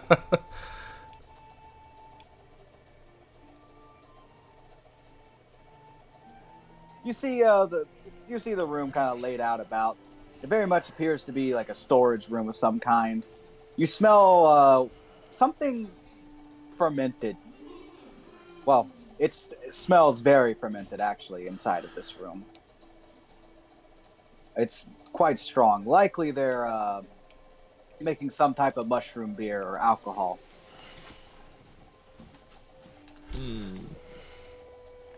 I take out my 10-foot pole. Do you have one? Did you buy one? Well, I told you before the campaign that I would just buy a normal one.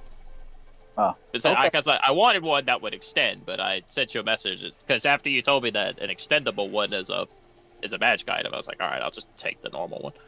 It is a magic item. Yeah. So I have a normal 10-foot pole. So I take my hat off and I pull a 10-foot pole out of my hat. I poke the barrels with it. You pull it out your ass. All right. Also, I did take subtle spell, so I double check my notes. I have subtle spell and seeking spell. So. Okay. You poke around the barrels. I listen closely to see if one of them goes ouch when I poke it. Well, why did you roll a d8? oh, misclick. You took 5 damage. Anyway, you poke around, and seems like just barrels. Hmm. Just empty barrels. True. Are they full of something? If you look over at them, you kind of tell that they're pretty full. As I continue tapping through, I want to see if any one of them sounds hollow. Because if something could turn into, if something around here is pretending to be something, then I doubt it could replicate the contents as well. As you tap the ones on the right, you do hear one of them is hollow. I'll say, The one third from on the right, third from the top, second from the so bottom. this one. Alright, to walk forward and stab it. Just joke. All right. I don't do I don't do that. I'm just. Well, I'll tap it once or twice with the pole, and then I'll move on and continue checking the others. But I'll occasionally just turn a glance to it, and I'll look over at Arthur, and kind of motion my pole towards the empty barrel.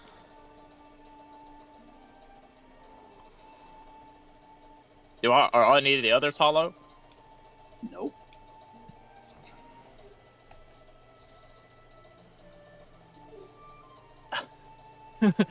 I'll step back a little bit. I'll kind of whisper over to Arthur. Well, I guess to all of you, everyone's here. One of the barrels is empty. I don't know if that's good or bad. It's probably bad. Oh, alright.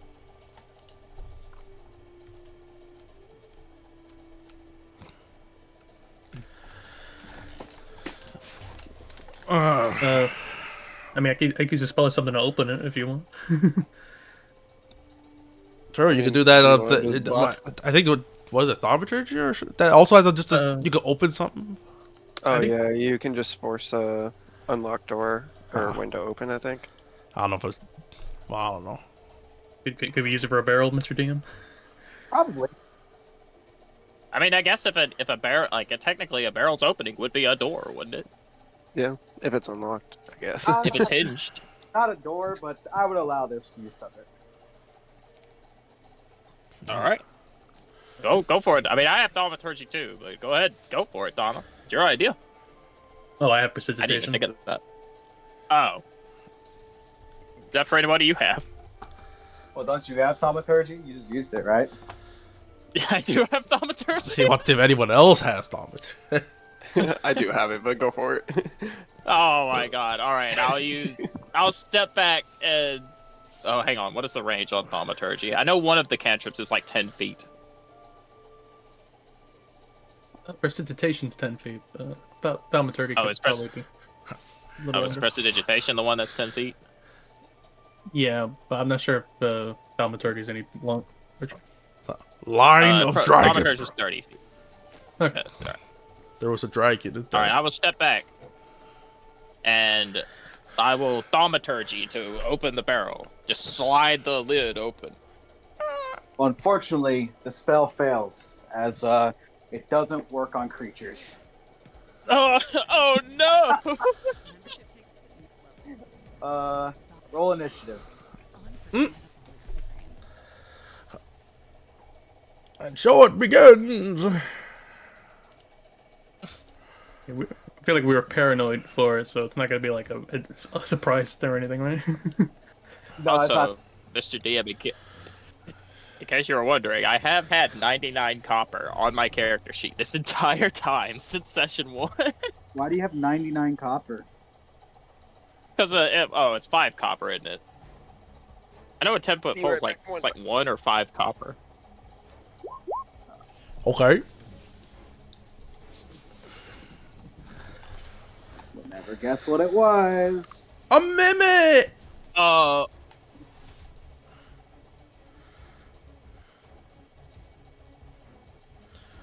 Oh, Arthur's just fucking on that shit. 16. Not bad. They're not gonna let me open the fucking thing. There we go. Oh, that's why they disappeared. It ate them. That tends to be how things disappear, isn't it? I don't know. Maybe they got sent to the Shadow Realm and they were gonna wake up soon. They're taking a nap in a farm upstate. Exactly. The mimic Oh rolled. my god. I don't know why it always defaults to fucking. Donna with a 23. If you want, if you want, we could swap so I could just try and first turn topple it.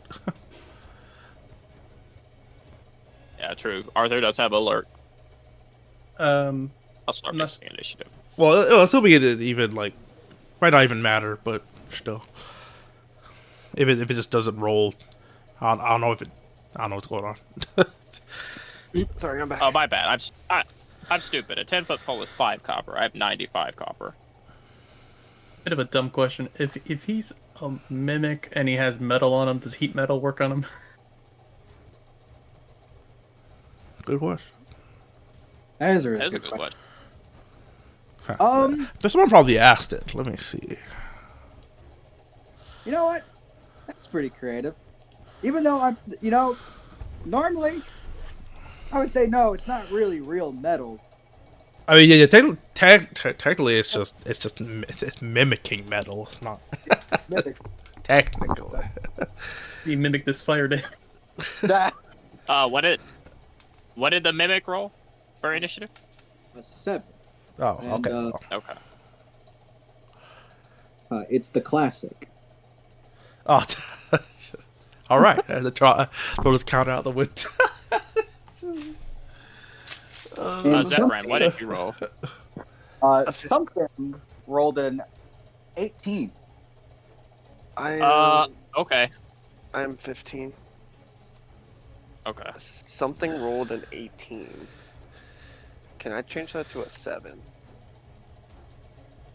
You can't see it, so no.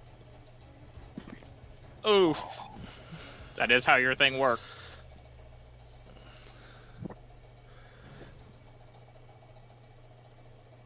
All right. I don't know. I hate to be that guy, but yeah, yeah. You can't. Yeah, you have to actually be able to see it. 16. Just get true sight, my brother. Okay? Forehead. My brother in Christ. When you get just Forehead. take the spell true sight when you Forehead. hit like level 13. Forehead. Okay, I'll also be honest. I don't think True Sight would have helped you there. Oh. All right. Are we start? What's happening? I guess it would, for reasons I can't disclose.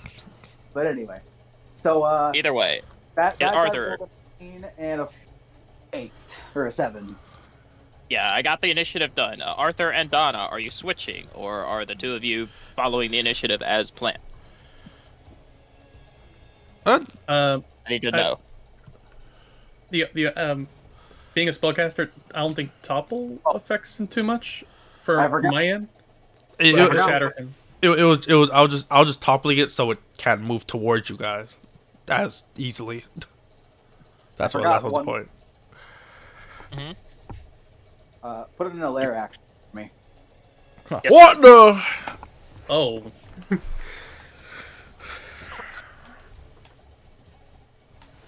All right, layer 20. The barrels are all. All right. They form into like a fucking Decepticon of barrels. Just Friggin' Starscream materializes from the barrels. Oh my god. that is a good question. How many barrels did you actually poke in this room?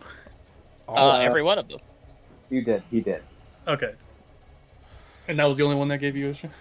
yeah. That was the only one, yeah. Okay. Well, his hit inside a hand check I rolled, Joe. Anyway, I mean, Donna, you don't have to switch. It's like you have to give permission. So if you want to just go, the only go. reason I'm concerned about switching is in case I shatter. Oh, okay. And if I shatter, then it's gonna AoE Arthur. If he gets close to it. I have reach. That's only 10. He does And have- Shatter's also only. Shatter's only a 10-foot aura, so. Like, Yeah. I'm pretty sure Arthur could poke outside its range. What Yeah. was the final call on the heat metal then? No. Sorry. No. No, you're fine. In that case, I'll swap with Arthur. All right, Arthur. I'll change the list. It is your turn, sir. All right. Oh wait, unless you wanted me a bardic inspiration, my turn, and then you go. That could work. I guess. Yeah. Okay, Donna. I am not changing the initiative. It is your turn. All right. In that case, I'll bardic inspiration Arthur first. Play a jaunty tune. I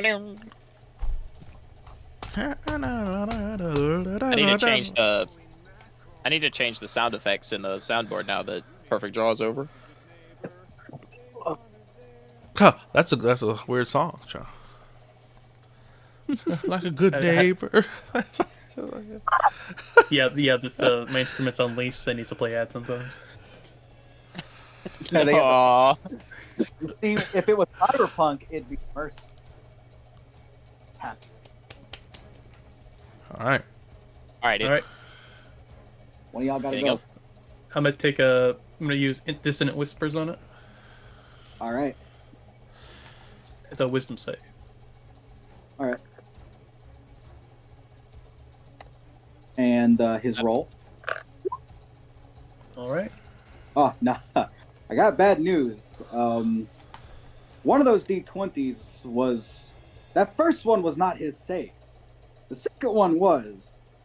And something happens as you cast that spell. Oh no! Wild magic. Oh. Instantly, you turn blue from your head to your toe. He said this was a wild magic area. But Oh. you're supposed to go off.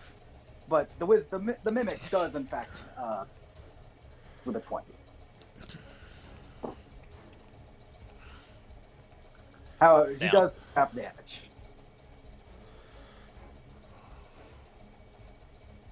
All right, half damage, Donna. Oh, that. The first roll will always be for the table. For consistency's sake. Yeah.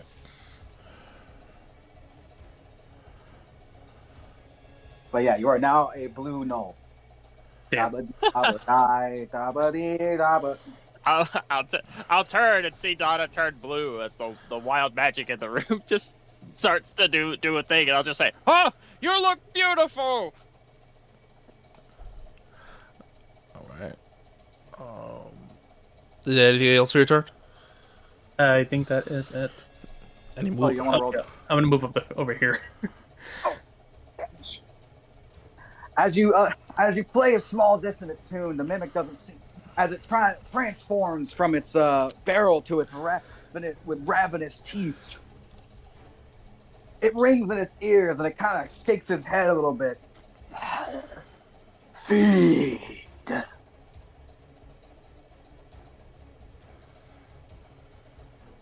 All right. Get rid of the YouTube circle now. All right. Let me look at that initiative. Lair action next, right? Unless somebody rolls. I got 21. It's Arthur. Oh, 21. Yeah, Never Arthur's mind. turn. Arthur, your go. The ceiling is at your height. I'm sorry. All right. Okay. And you are inspired. You are inspired. You also have a lot of different things going on, but you know. All right. I will just poke it. All right, roll the hit.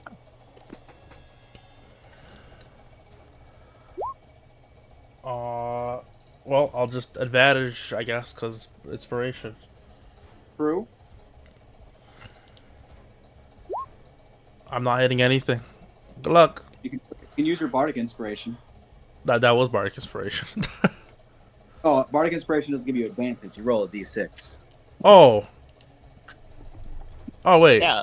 Oh shit. I mean, Yeah. I don't know if it'll matter. You also have a regular inspiration as well. Well, that's what it used. Oh. Yeah. Okay. I guess. Let's see. Bro, you could just roll a 6. Just 14. Hey, 14. All right.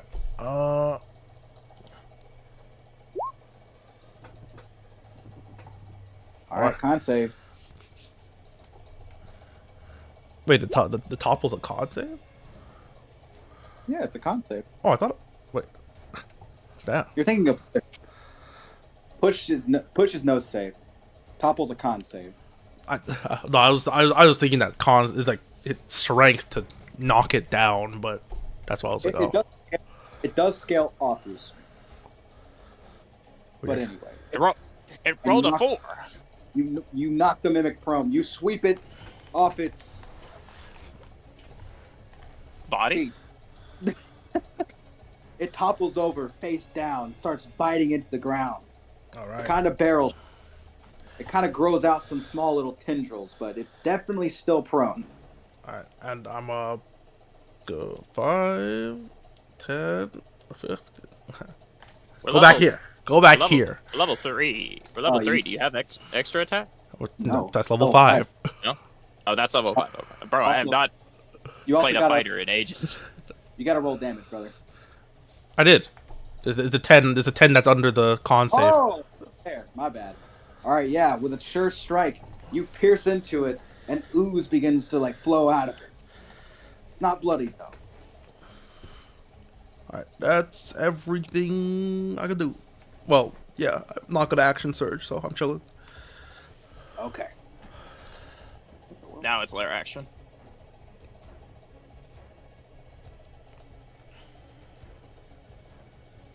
Hold on, sorry. The fucking. There we go. Had to adjust the token. All right, lair action. Mr. Parade, make an intelligence. No. Yeah, no, I'm bad at that.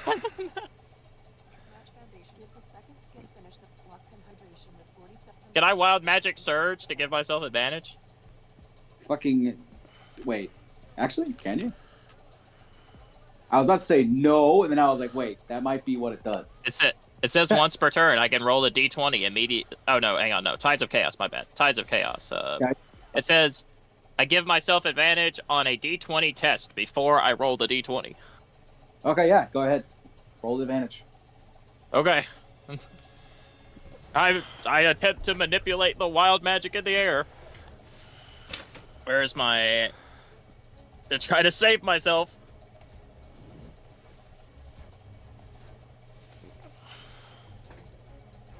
Oh. Okay. That's without advantage. You feel something trying to probe deep into your mind, straight in the depths that you have never seen before. But my mind is also chaos. And it acts like a fortress. A very complicated padlock with many buttons, dials, whistles. It's like an MC Escher painting inside. And yet you feel like something grabs onto a small piece of it. But you protect yourself with this information. You cannot probe the uncontrollable. Unfortunately, what happens to me? What? Unfortunately for them. Oh. No, you. But you hear something call to you in Elvish, but you can't quite make it out. But you quickly block it out of your mind, putting yourself back into a state of realization inside the room. Do not speak that language to me. What are you rambling about? There's something talking to me. All right. What is that melody? That melody. All right. Next. All right. It'd be my turn, I think. No, it's the mysterious thing we can't see. The one that has an 18. Yep. Oh, and since you're not there, 1 second.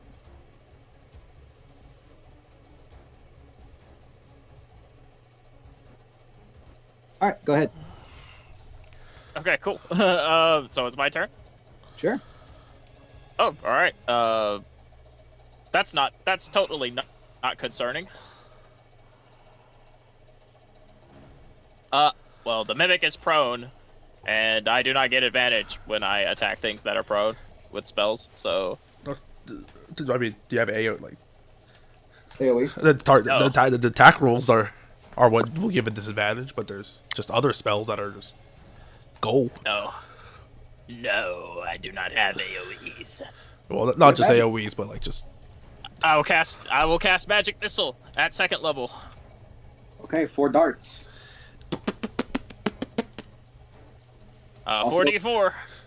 Time Plus- for me to roll a D100. True. Because, yeah. Tides of Chaos. I automatically trigger Wild Magic Surge. Wow.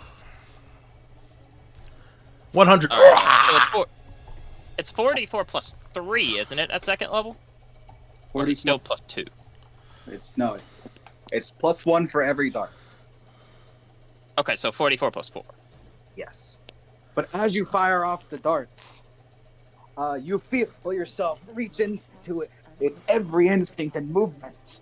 You feel like no matter what, one of your masterfully crafted spells would be ever so effective as you could read its every movement and thought. The next spell What does that do? it will have disadvantage on the saving throw. Oh, okay. Alright, I do 13 damage with Magic Missile. All right, 13. The mimic's looking worse for wear. But I still take not- off my hat as a flock of doves flies forward.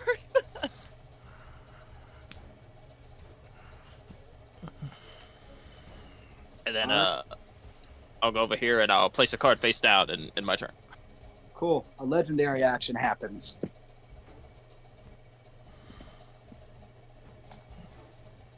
And instantly, the mimic is next.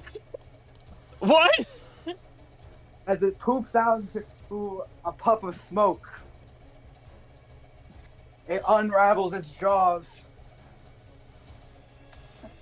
and it prepares to clamp down. Is it like I get to teleport? It was automatically static. All right. Yet you saw no components being casted. Oh no, it's got subtle spell. Okay. Half Joe. Is it actually going to attack me or is it just moving? Oh no, it's going to attack. Bro, it gets to move and attack? Yeah, it's a legendary action that made it teleport and I guess auto attack. It's our. Damn. It won't bite you, but it is going to slap you with a pseudopod. As it attacks you with one of its gangly tendrils. Oh no, I can't shield. I casted a level spell. You could. Well, actually, it's not your turn anymore, so you could cast shield. Yeah, I think. Yeah. True. I do have 18 HP, and there's another enemy, so I'll just eat the hit. Okay. All right. It hits you. Oh no. Swallow. As long as it doesn't do 18 damage. I think mimics are. Oh my god. Oh, would you look at that? It's the static 18. Alright. Motherfucker. Okay, sorry. No. Oh, that sucks. You do take 9, It does suck. and you're grappled. As the pseudopod slaps onto your body, it's very sticky. And The then classic. I know this stat block.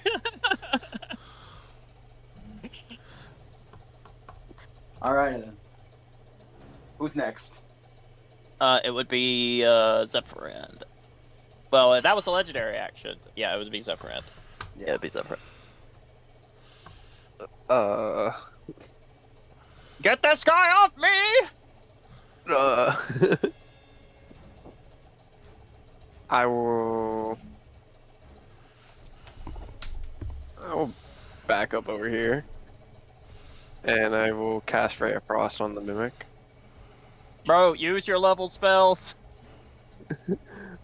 But Stop being a Wild cosmetic magic. wizard.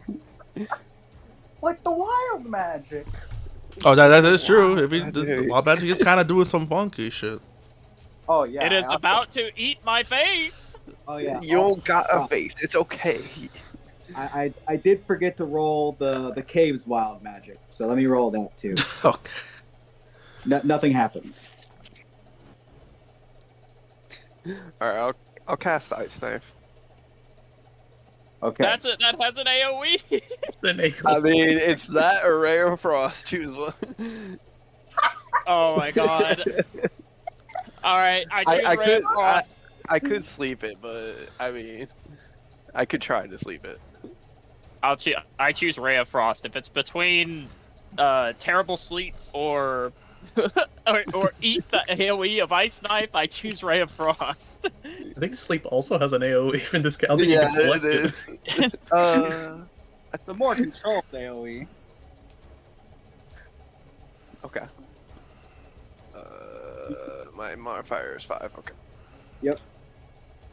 Remind me to switch to if Zephran's got like 3 offensive spells, remind me to switch to more combat ones. Oh, God. I miss. All right, you shoot a ray of frost, and it goes straight into the wall behind the mimic.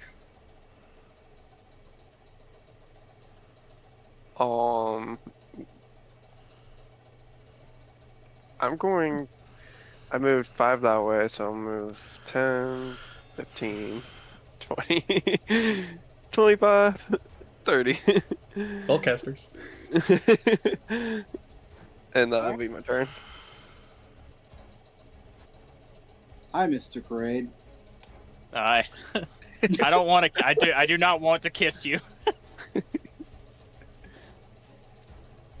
You see mistletoe up here above your head. No, no, no!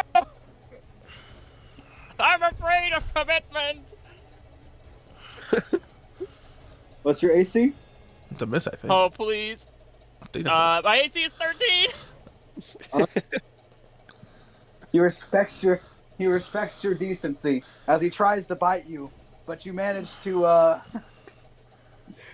push it off with your weak, gangly arms. It tries to bite, but you manage to, like, almost like a crocodile hole, try to keep the mouth away from you as acid drips, starts drool. Acid drool kind of like spits on your face, just barely just clamping and biting at you inches away.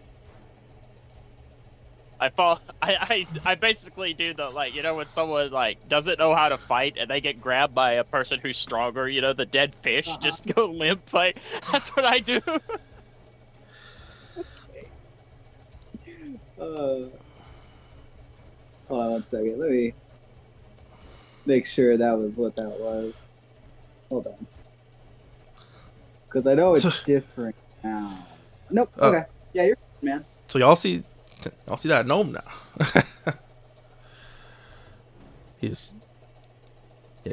Yeah, y'all see that, right? He's chilling. I don't want to fight. I'm talking about there in the hallway. The gnome is just standing there. You just Yeah, keep I know. it- That's what I was saying. Like, he doesn't want to fight. Like, No, what is he? What's he doing? this is it's not his problem. I don't know. Hey, just T-posing in the hallway. Just all right. Here we go. You're screaming around the corner. He's just waiting It's for like a the cutscene. Skyrim NPC. Like one when you're escorting them, and then he just stops in the middle of the fight. It's like, But we need to get moving. We weren't escorting him. He's in the default NPC stance. Like, he doesn't register those combat going on. What, you say anything to him? Oh, I guess you're not there. Does anyone say anything to him? Help! Oh, what's the problem? What the hell? Our friend's If I- face if is I- getting eaten. Yeah. What? His face gone. Bad things in room. Help. Understood. You rolled a 5. Oh god. He This is really why does you not never want to be in. in this fight. All right. Next. That's why you God. never involve NPCs.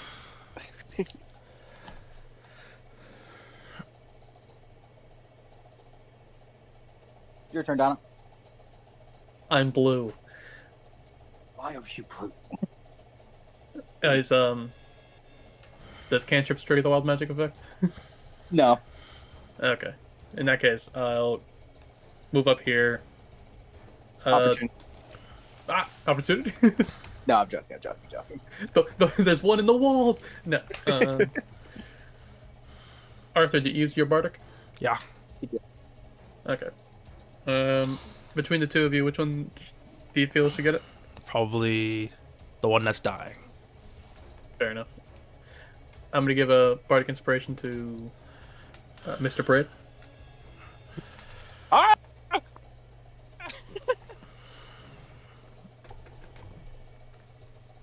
And then I'm going to use Vicious Mockery on the Mimic.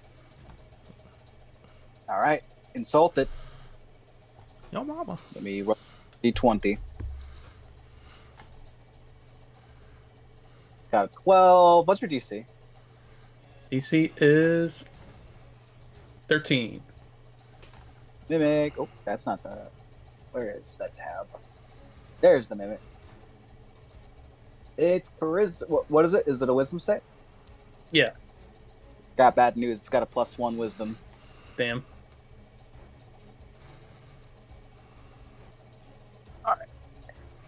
You speak of the magic with the entwined insult and fling it at the mimic, but it seems unimpaired. You got this, guys. My god. Alright, well, I mean, I'll just swing. All right, then, Arthur. Attack. Cool. Time to crit it. I'll make that con save.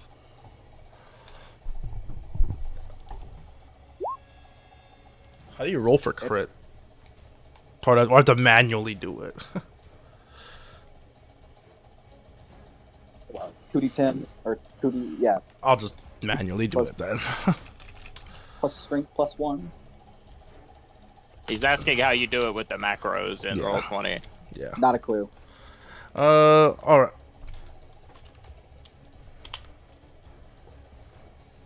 Okay. You Okay. bloodied. More than it was almost bloodied anyway, and you bring it down. You stab your lance deep into the flesh? ?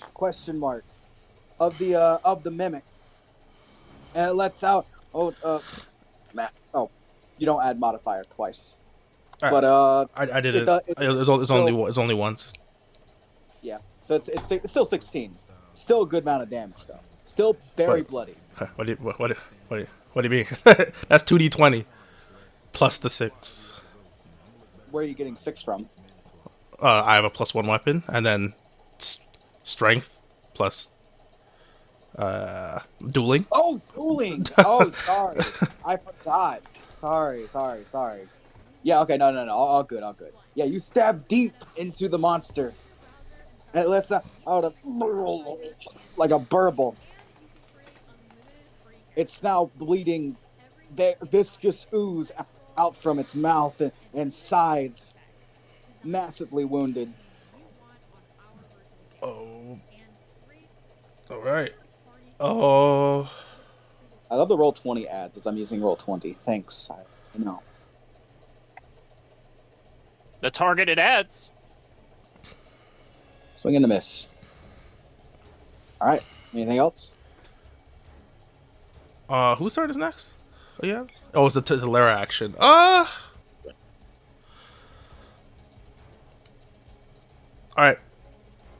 I'll chill for now. Alrighty then. You stay at standby. Miss Parade. It's the lair action. Yeah, Mr. Parade. Make me an int save. Oh, not again. Why am I the only one targeted? I don't know, Wild Magic Sorcerer. Why are you? Alright, I will give myself advantage again. Okay. I could just do it once per turn. Truing. You have to cast like a leveled spell in between them. But True. okay, that's one. Alright.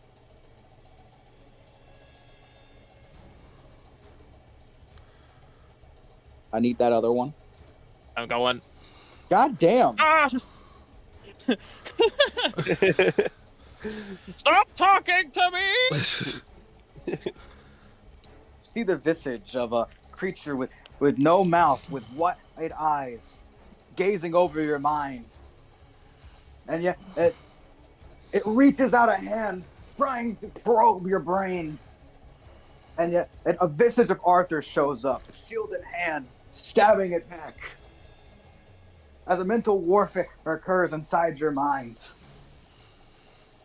Arthur! You're so handsome! Save me! I'm trying. As I like reach out. I just reach out for like the version of you that I'm seeing in my head. Your mind will, And you hear a voice. your mind will be mine. They.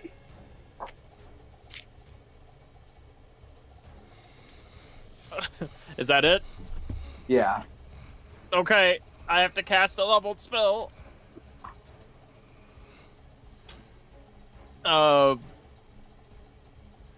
Let's see. What am I going to do? All right, I suppose for my leveled spell, I will cast. Oh, yeah, okay, fuck it. I'll use my second level spell slot. I cast Mirror Image. Mirror image, okay. I mean, you know what? Good time to cast it, I suppose. If any. All True. right. Mirror image. First this one, then the hidden one. You turn I blue. summon. I am also blue. And let me look at that table.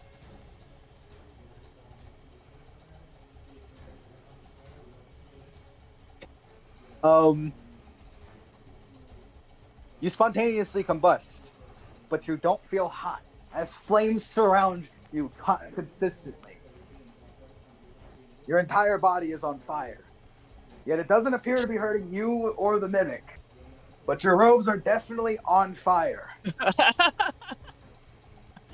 I just burst into flames. And so do your other mirror that are also blue. All right, hang on. Let me see it. Let me do the thing.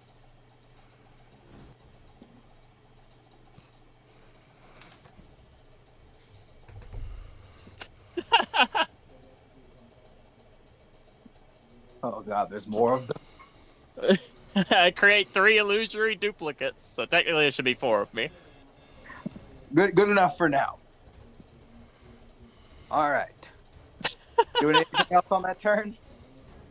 I'm gonna use my bonus action to use a potion of healing.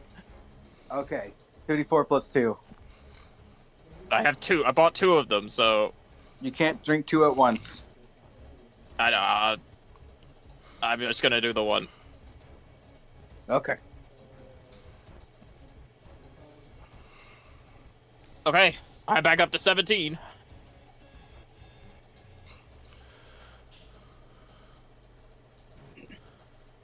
All right. Oh, nice. That shit felt good. You quaff it down, and instantly you feel like a strawberry as you turn red. Yes. All right, that is all I can do. My speed is 0, and I do not have Misty Step, so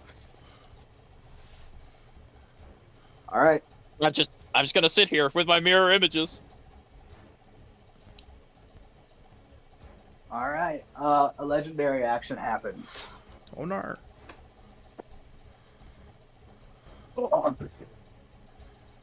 As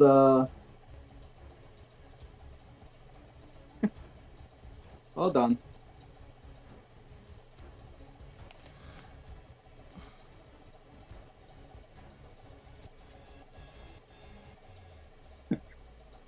Hey, Donna.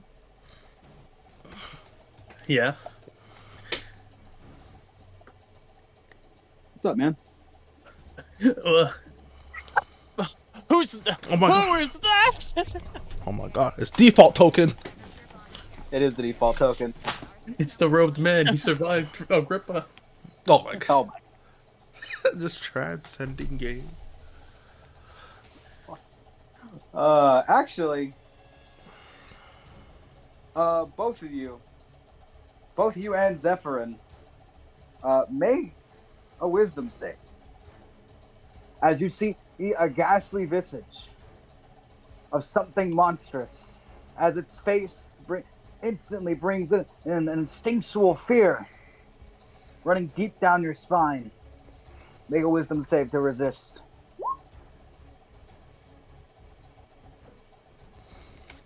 Actually, aren't you proficient in wisdom saves, Zephyrin? Yeah, he is.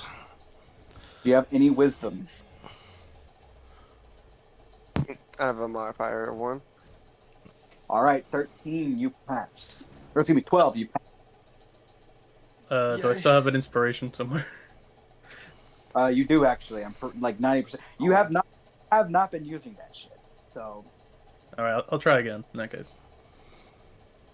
I'm like 90% sure everyone has one. Okay. Have anything in wisdom, or is that just kind of it? That's that one at the end is the one, the +1. Oh, that's cute. Yeah, you fail. You are frightened. Not a jump scare. Yeah, I basically. just got fucking FNAF'd. Ah! No, it's Freddy Fazbear. But Zephyrin, go ahead and make me a history check. History check. Hey, I got +7 in that. 16. You recognize this creature instantly. It's a doppelganger. But rarely do they come uncloaked or non-disguised. But you know them to be vile, evil creatures, often creating schemes for their own amusement. Tell it a joke. Oh my god. You're unsure why it's here.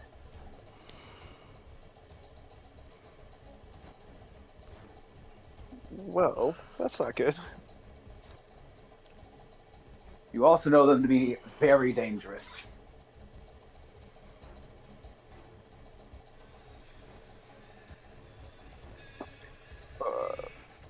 It's my go right now. Yes. Am I allowed to use an action to like unfrighten To what?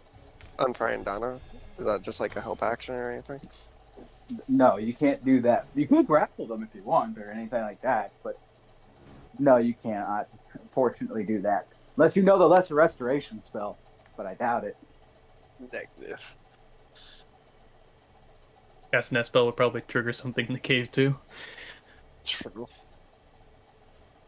I'm gonna go. You could also lightning bolt Donna and the doppelganger. Yeah. How about Wait. I support this. No, do that.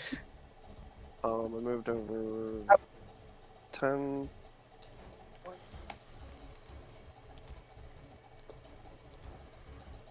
I am going to go. Fuck. No, that won't work. I'll go and I'll cast Rare Frost on the Mimic. Since it's our ability. Roll Bro, it. you should have played a warlock. I was thinking about giving Dragon Breath to Arthur, but it's already almost it's almost dead already. So hopefully I can hit it and kill it. Yo, is that Morgana? True, I know the cosmetic spellcaster who just casts cantrips. 16. Hit. Well, 21 actually, my bad. Still a hit. Bet.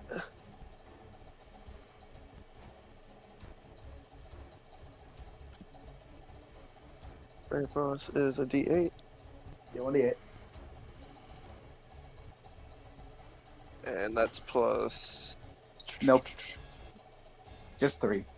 Oh, just. Oh, actually, no. You're not an evocation wizard. Yeah, just 3. Okay. All right, I keep. Maybe you should have been an evocation wizard. Anyway, 3 damage.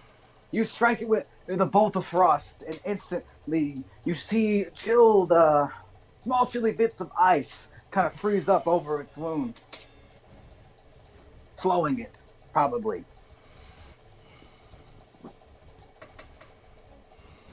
I will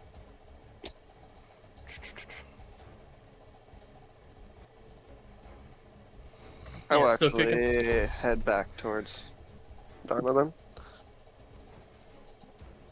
And then pass my turn. Okay.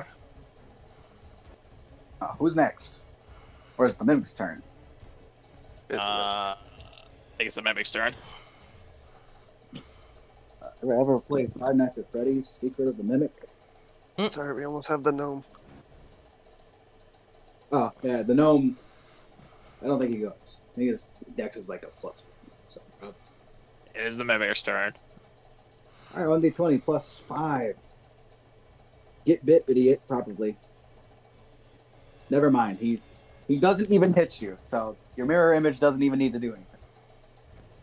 So, Wait! I swear I don't want to kiss you!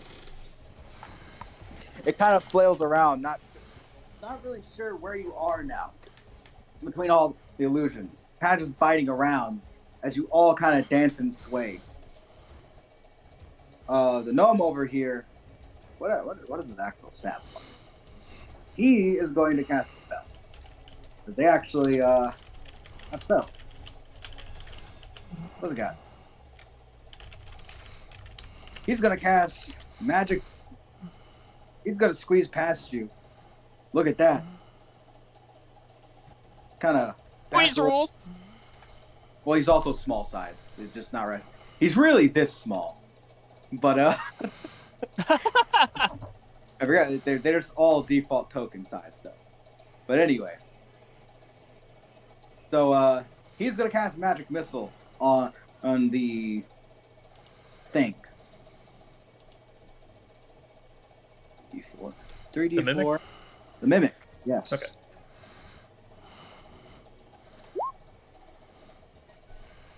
He kills it. He fires off three magical bolts straight into the mimic's body, and it kind of melts all over you, and you're covered in. I'm gonna use my reaction. Oh yeah. I'm gonna wild scavenger and move away from the doppelganger. Oh yeah. Okay. True. And I'll move here. Does it ignore opportunity attacks? Yes. Okay. Oh. All right.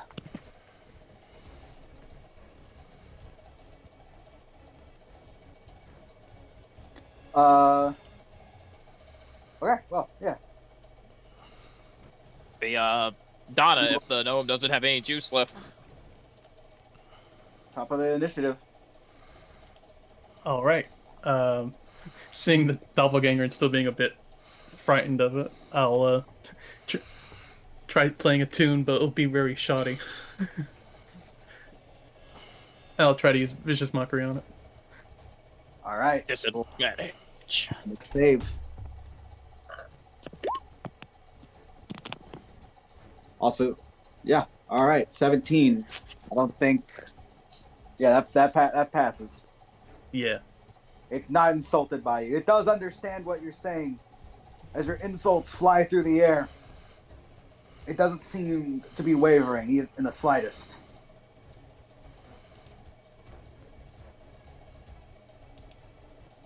Also, let me. Bleh. Oh wait, I'm sorry. Can you change that to a 7? What to a 7? His 20, his roll. Oh, yeah, okay. I was like, what do you mean a 7? I was like, oh, yeah, okay. Never mind. He does fail, but don't know if Man that was hitting him with the shoulder. I see it. actually. He does feel very insulted, as he says a very highly specific insult, insulting the space between his eyes being a little bit wider. You told that to Donna earlier. That insult. Thought it'd be funny to say to somebody. You foresaw this outcome. If I looked like that, I would also impersonate people. He takes a D4 of damage. At disadvantage on his next attack roll. Actually, quite wavering. I vision. I see it. Look where you work at. It's a D6 of damage. Oh, it's a D6. Oh, I guess they increased the damage in this edition. But all right, D6. You want to roll it? Yeah, I'm rolling right now. Cool. And I'll have a disadvantage on the next attack. Yep. Alright, 3. All right.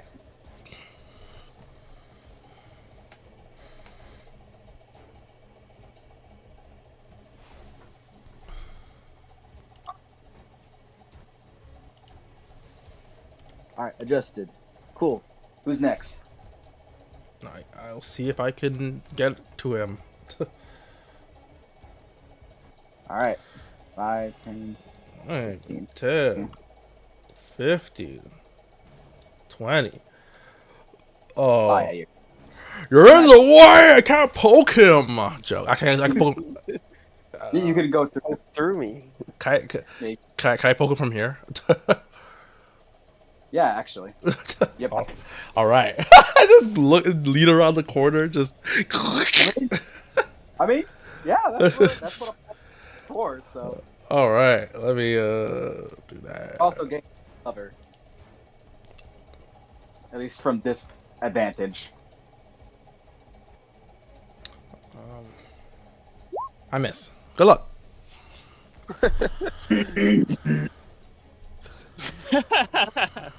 He swats down your lance, seeing it coming. You know, kind of fending off in the max range, back against the wall. You kind of dodge out the way. This guy's a caster, right? He's doing some shenanigans. I don't know if I want to get into his face. Fuck it. You fight dragons. You got this. Lightning bolt. True. That's true. I mean, I'll be unfortunate, but you know. That would be crazy, right? No. Now he has it. Just. Now he has it. Just be like an asshole. Okay. All right. Who's next? Number 18, Burger King. Layer action. All right. You're going to see him. And now you're not. No! Where did he go? Huh, sure sight would be good. I told you. True. Is but all right. Is that all he did? For the lair action. Oh, okay, that would be my turn, right?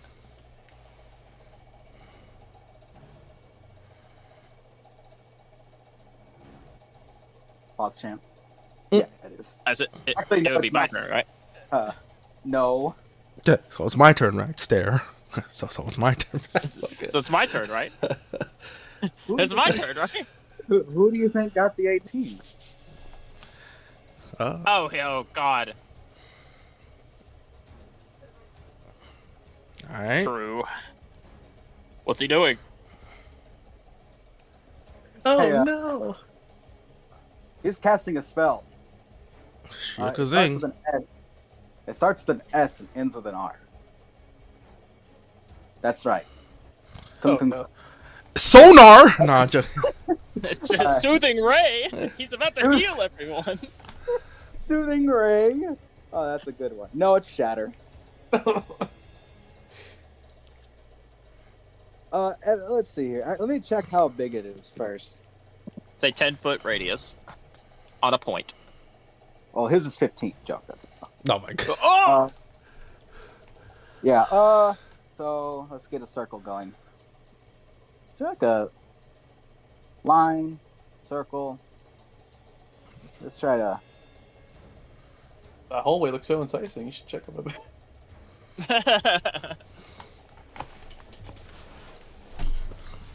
Uh-oh. Damn, you can't get Pog and hold on. Well, he would center it. Well, in that case, he's going to back up. And now he's going. Oh man, don't have Pawn Master yet. Wouldn't that be awesome? Spoke with the back of the head. Gotcha. Just. All right, cool. Everyone make me not okay. Everyone on the right of him make a. Was it a con save? Troy.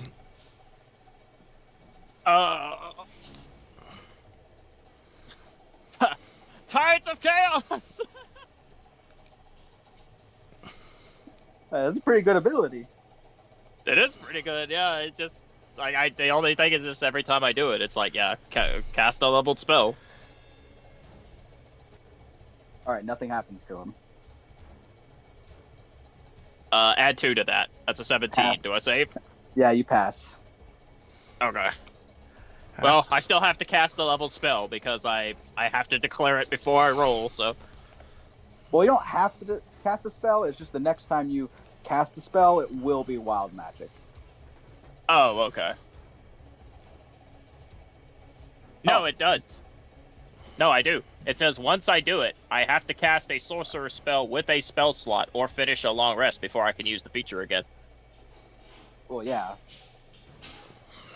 Anyway, Pog over here fails. And that's 3d8. Say goodbye to Pog. No, this is not Pog. Oh, that's Poggers. that's a pretty high roll. You ever see Dragon Ball Z and like Frieza and Krillin? Yeah, that's what happens. Goku! Fucking explodes into like confetti with like a poop of. As you are quite certain that this is wild magic that this thing is using, and your innate ability and understanding of it allows you to resist it. Donna, however, is made of tougher stuff, and she easily is able to withstand this, taking half damage. You take 8 each. Dude, that healing potion gave me so much value. I'd be on 1 HP right now.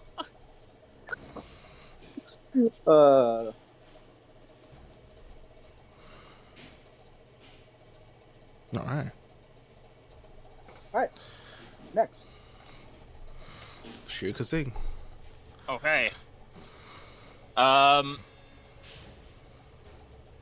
So, does my wild magic effect is still in play, right? He has disadvantage on the next save?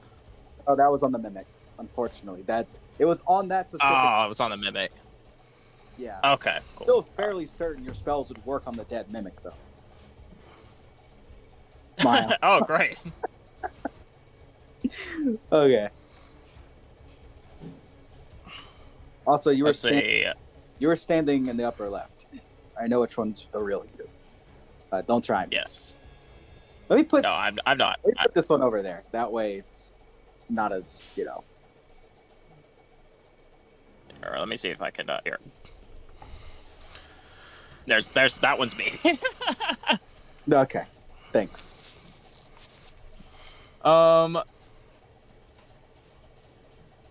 Let's see.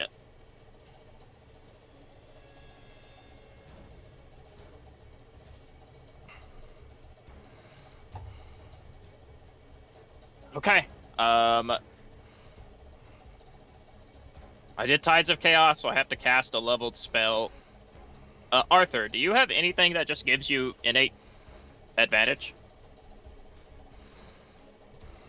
Because I can color spray. If I do color spray on him and it blinds him, then you'll just have advantage on every single attack against him. No, I don't. I can't get innate advantage besides like knocking him down. Well, if you blind him, you Okay. just have the advantage. Yeah. That's what I was meaning. That's why I was asking if Arthur had any way of getting advantage normally. But yeah, you go for color spray. All right.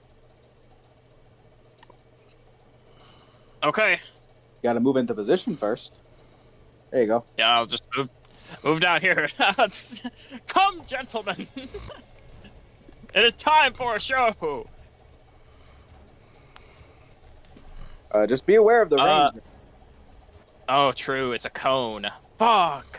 It's a cone. If only you could back up like 5 feet. Exactly. I can't do that.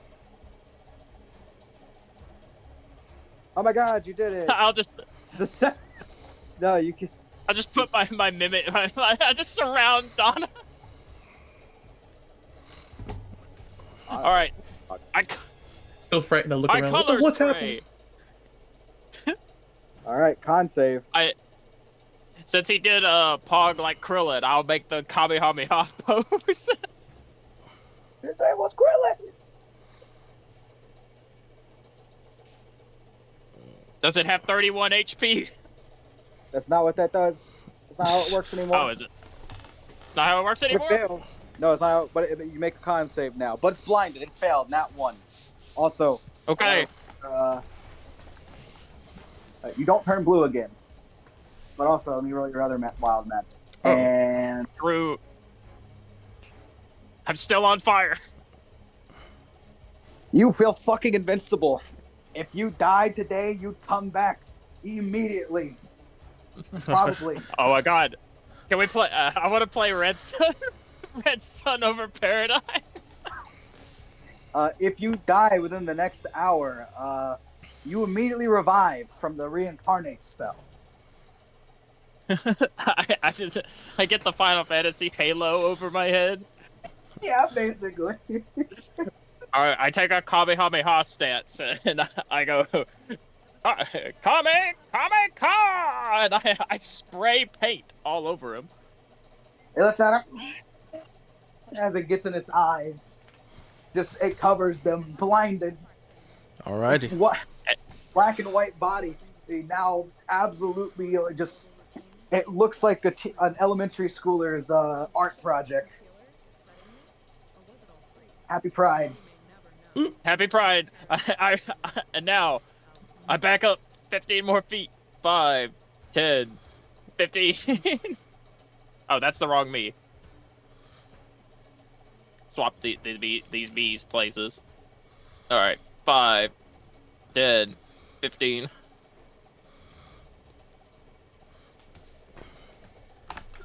Alright. It's gonna take a secondary action if you're ending your turn. Okay. You ending your turn? Yes, I am my turn. If I take my turn forever, it won't get to go. Oh my God. Yeah, I am my turn. It can't turn invisible now. It's colored in paint. It's going to. Why? Like it's not gonna move. One moment. Suicide bomb. No. Yeah. Try Meteor Swarm. Everyone, make a Dex joke. They're just inside the freaking. Oh, this is for you, Tucker. Oh my. The freaking meteor like comes through the cave entrance, curves around the corner. All right. Oh no! Oh man.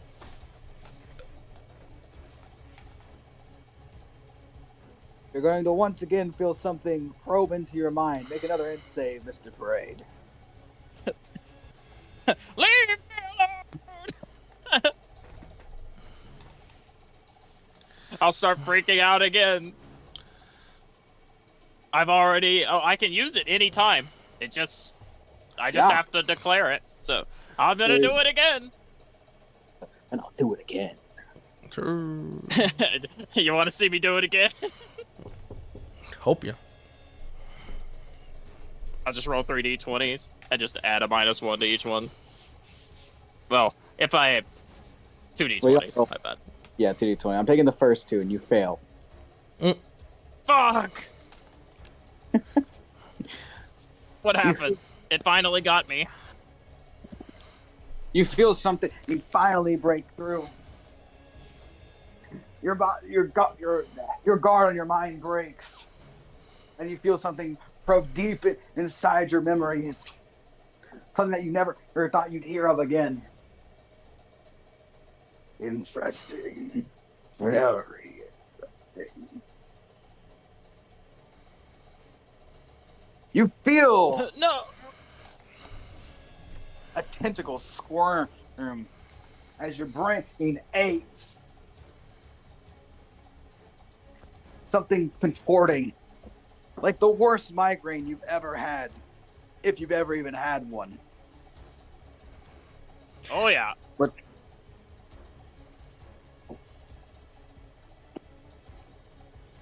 something from your past.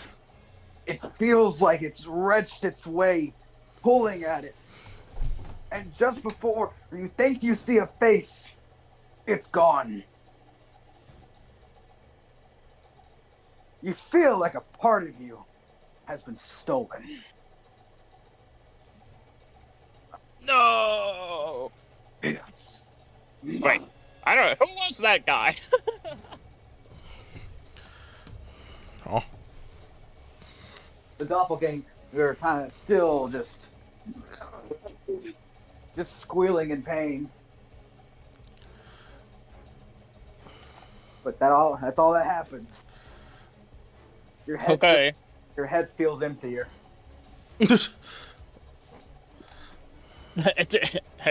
Joke's on you! It already was! No, but for real, that's fucked up! Zephyrin, kill this guy! He can't see you! True. True. And by the way, actually, hold on. Did I even take this turn? No, I didn't. Yeah, no, he hasn't. Oh, he shattered.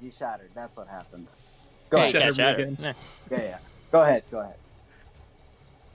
Yeah, Zephyrin, you have anything, but if you hit him with anything, dex save or ranged spell attack, you have advantage, and he has disadvantage if it's a dex save, because he's blinded. He can't see it coming. I don't think that's how that one works. Do you not get disadvantage on dex saves if you're blinded? Attack rolls have advantage. Oh, I thought it was dex save, because, like, you have to see it coming. Maybe I'm just mixing that up with Barbarian. You're thinking of prone, brother. Oh, okay. Yeah. Well, no, it's not even All right, prone. well, either way.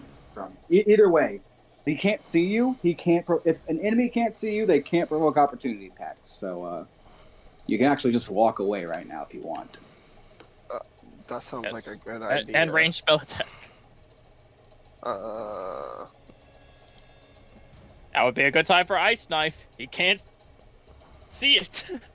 If I do Ice Knife on the other side, it's a 5-foot cone back, right? So that wouldn't hit Arthur. No, I wouldn't hit him. Okay. I bet I will use Ice Knife. Don't you have like Scorching Ray or something?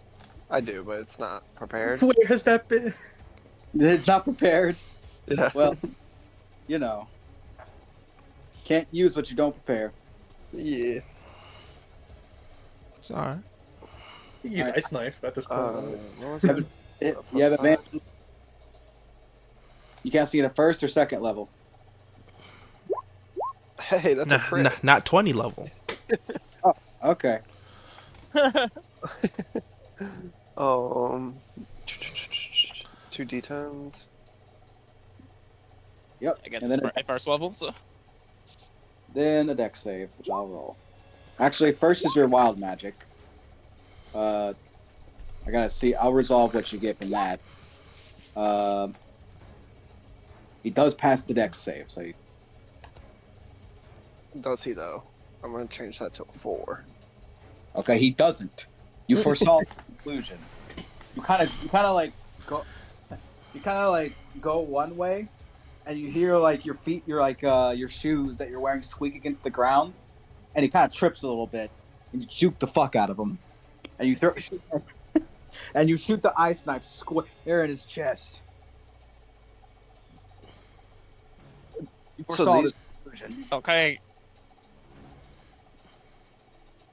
So does this get the attack modifier on it? Spellcast attack modifier? No.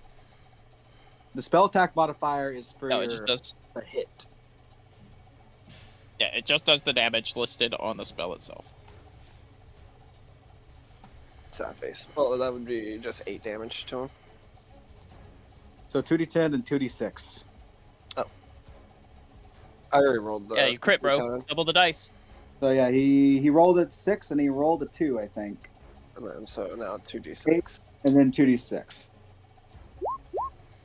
You know you can type 2d6, right? C. But for some reason it keeps not wanting to do it for me. So I've been just using the dice roller. He You can rolled 8 again, so he took 6. You can also 16. select the 2 on the dice roll to roll 2d6. Oh yeah. Either way, goofy shit aside, you deal 16 damage to him cold, Nice. and it lets out a screech. Not quite bloody, but you're getting there. It's okay, because it's it's Donna's turn. Oh boy. You're really feeling the bard life, huh? No The attacks. The crit might happen on the second cold damage too. It just happens on the initial hit. Is that true? It's all it doubles all dice, brother. Yeah, it is. I So think it it's for the initial. He's asking for the initial hit or the other. But I think it's for. I think it's only the initial. I think it's only the initial. It's only the initial hit. Yeah. Okay. Yeah. All right. Because the other thing is a save. It's a saving throw. This time for sure. Yeah, I just don't want to be using leveled spells in this area right now. Nothing's bad happened. You just turned a little blue. Oh yeah, Somebody- next one I'll be set on fire. Oh. Okay, that one is. That was. That was my wild magic table. All I'm saying is I doubt this area is completely harmless. Oh, and Zephyrum, suddenly you start glowing like a candle. Yeah. It's like a regular Asimar. You start just shining bright light in like a 10-foot radius. You kind of feel like a torch. Shine bright like a diamond.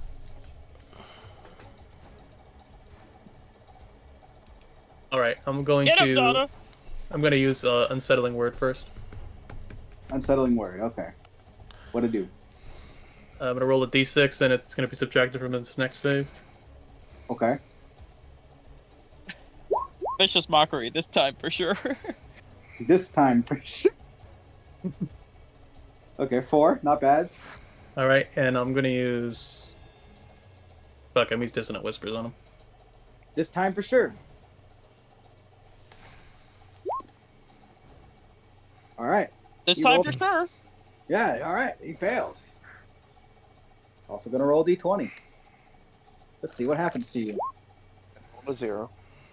Oh my god, nothing happened. Okay, for a second. No, one could have been bad. You need at least like a 7 for something to happen. All right. He uses his reaction to run away from you, provoking an opportunity attack from Arthur. All right. With You have advantage. You have advantage. Be really funny if you tripped him. So that's the point. I'm surprised he can navigate the hole so well. He's blind. All right, hit. All right. Well.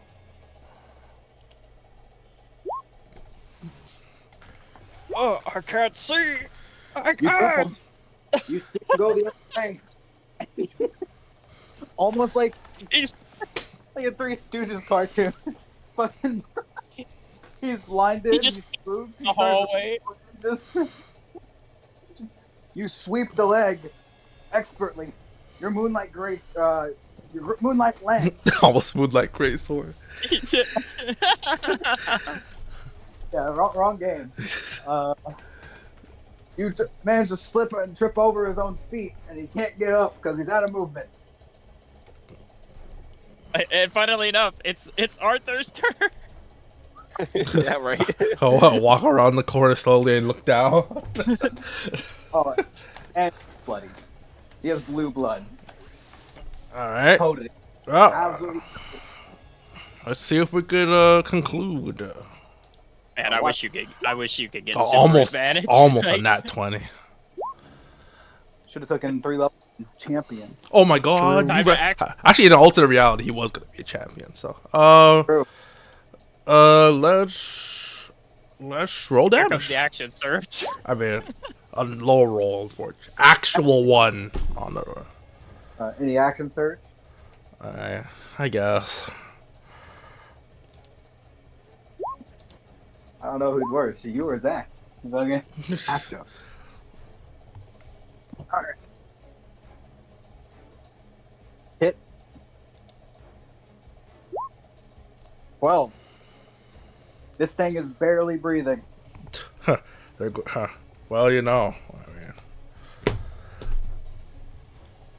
This is your last chance. that's what. I knew Astrid wouldn't finish him off, but all right. Good luck, guys. Well, unfortunately, it is their action. So Teleport. Oh. It's going to transform. And it's going to... Its shape begins to morph back and forth. Arthur, make an int save. All right. I fail. It's also going to take a legendary action.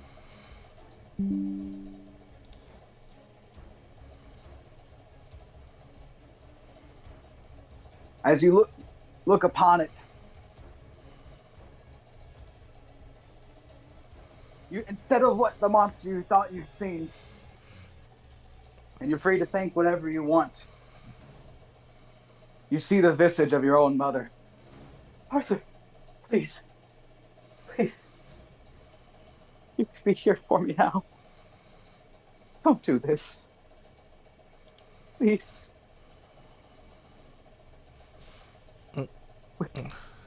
Please. This place is transforming. I'm scared. I don't want to hurt anyone.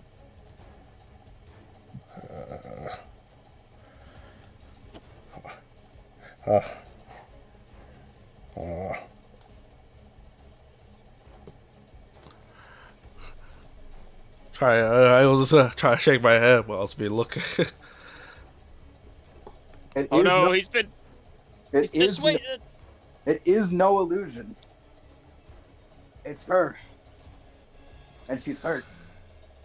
She's bleeding from your side where you've stabbed. Blood bright red. Crimson. Oh, well, I'll just... wait a second. As I put to the rest of this party.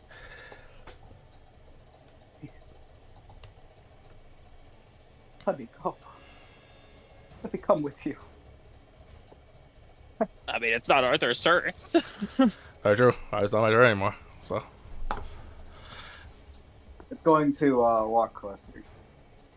Please. Arthur. It's so long. I see your face. And it'll be Mr. Parade's song, turn. Well, it's blind. I was just like, you can't see anything. You're blind. And I'll run up and I'll cast chromatic orb. Wait a second. I'll just say, die, old hag! Roll with advantage. Oh, fucking, what is my spell casting? I've not cast an actual spell attack roll this entire thing. I don't remember. Is it +5? I have to look at my character sheet because I don't remember. Yeah, it's +5.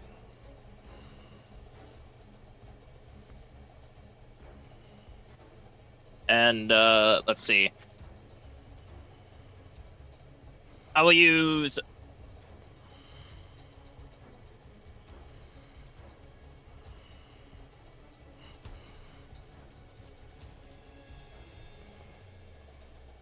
I'm trying to find the rules. I wanted to get the rules for seeking spell. Here it is. Yeah, I will also use a. If I miss, I will use a sorcery point to use seeking spell. Okay. Go ahead, roll. Yes, sir.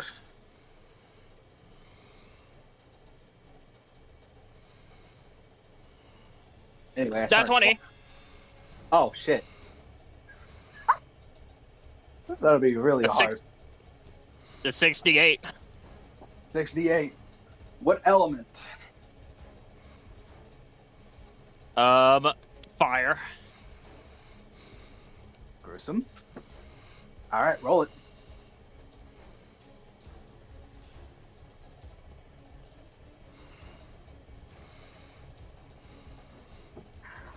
All 29 right. damage. God. I like run up as Arthur holds out his hand to say, you know, wait. No, Arthur! She must die! She our cousin! And I'll clap my hands together. Oh yeah, let me two things. This one and this one. No! Oh. Turns back into its normal. Oh my god, I rolled a nat 20. That means I forgot that activates fucking wild magic again. No. That's only if you. That is a separate D20 roll. Anyway, you turned blue. Anyway, the woman lets out a shriek. This horrid sound. It's human. It sounds human, and her flesh burns like it too. As the chromatic a chromatic orb sets her alight. Arthur! Almost distorted. I'll be like clapping my hands and like kicking my feet like the Joker. Yes, burn, Mind Stealer, burn! And it slowly burns away before returning but to ash.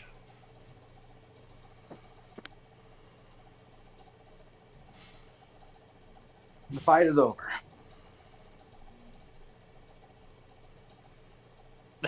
I'll shake the hands of my mirror images. Like, good job, gentlemen, we did it. Man, y'all didn't get any of the fun wild magic. There's one that would just let you teleport to a place of my choosing. That one would have been good. Anyway. What was that thing? Says the guard back here, Ulta. Did you kill the monster? I mean, I'll look at Zephyr since he's the one that knows what it is. Yeah, it's dead. It's definitely very dead. It is super dead. Well, I was a witness, so I guess we can go tell the king. Where's Pog? I heard a loud boom. He's up against the walls, on a bit on the floor. That's a bit of crude humor, don't you think? Talking of the dead like that. It's my coping mechanism. Absolutely. Oh God! He'll eventually come over here, see like the mimic. Oh, what is that ghastly thing? Barrel. It's dead. Oh, so it looks like a barrel. Guess the furniture raving was true after all. Suppose we should tell the kings that well, you did it. I suppose. I'm gonna fucking delete your images because the spell runs out. Fuck you.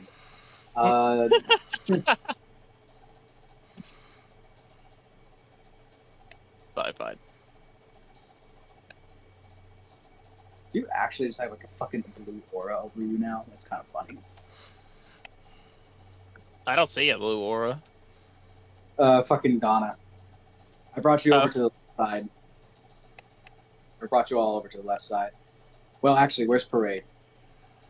You left me. Where are you? I think Wait, you're where on- did I you moved go? myself. Oh my god. Yeah, you're right there. Alright. Let me find the little music. I had so much different music prepared because y'all could have done a lot of different things today. But Was there anything in the mimic? what? Anything in the mimic? Organs? Definitely organ. I heard we could use those lungs. What? Hold water. Final just looking.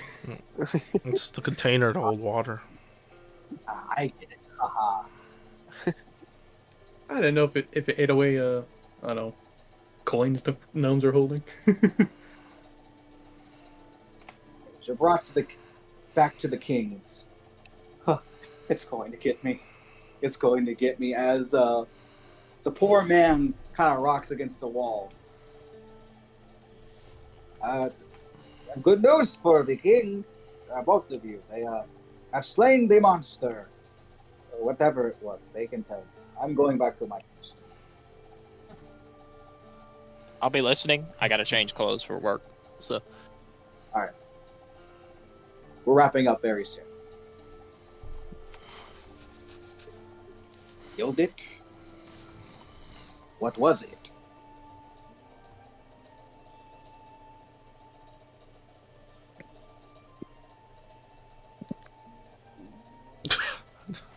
Hot stamp left? Which one? What were you asking about? The mimic? Mimic? The barrel was a mimic. and the other one, Zephyrum. It was called a doppelganger. I am very glad you burned it, because I feel like it was about to trick Arthur. You hear that, Nurgle? I told you. But it's dead. It's really dead.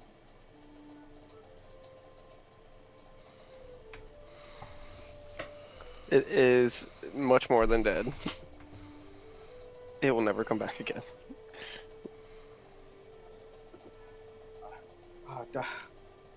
Oh, I can rest.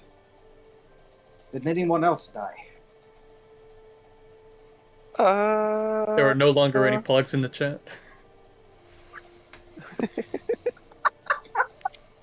They canceled PogChamp. Oh, Bots, kill that He- guy. He was good fodder. I mean warrior. Mods crushes Jim. Clean up the chat. I mean, ironically, I really needed plugs to kill that mimic. As we have promised, let us take you to the treasury. There's nothing. My gods, I can't believe you would have done it. Both of those monsters. What was it like fighting them?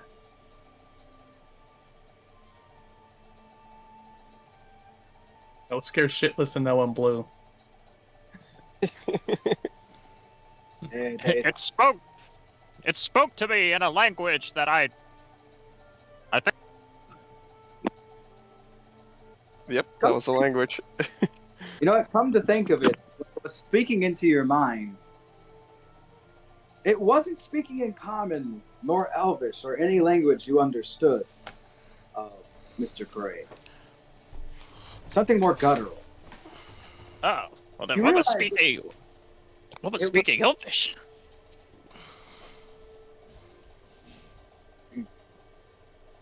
Hard to tell. It's hard to tell. You Ponder. you seem a bit more attuned to the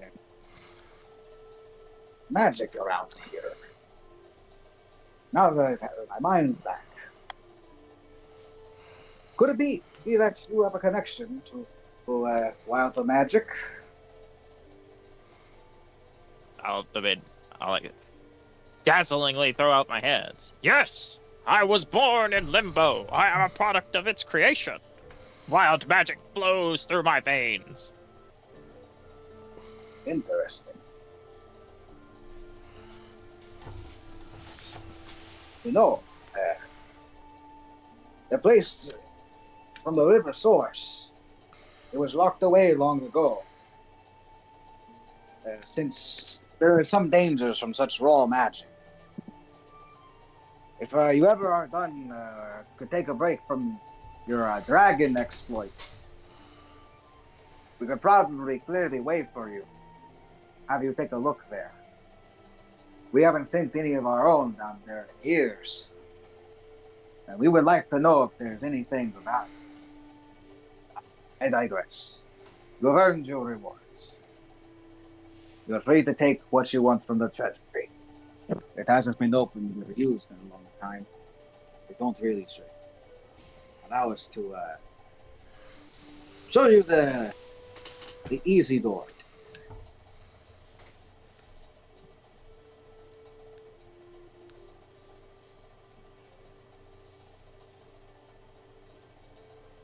Secret passage. Secret passage. Secret tunnel. They all kind of bring you through.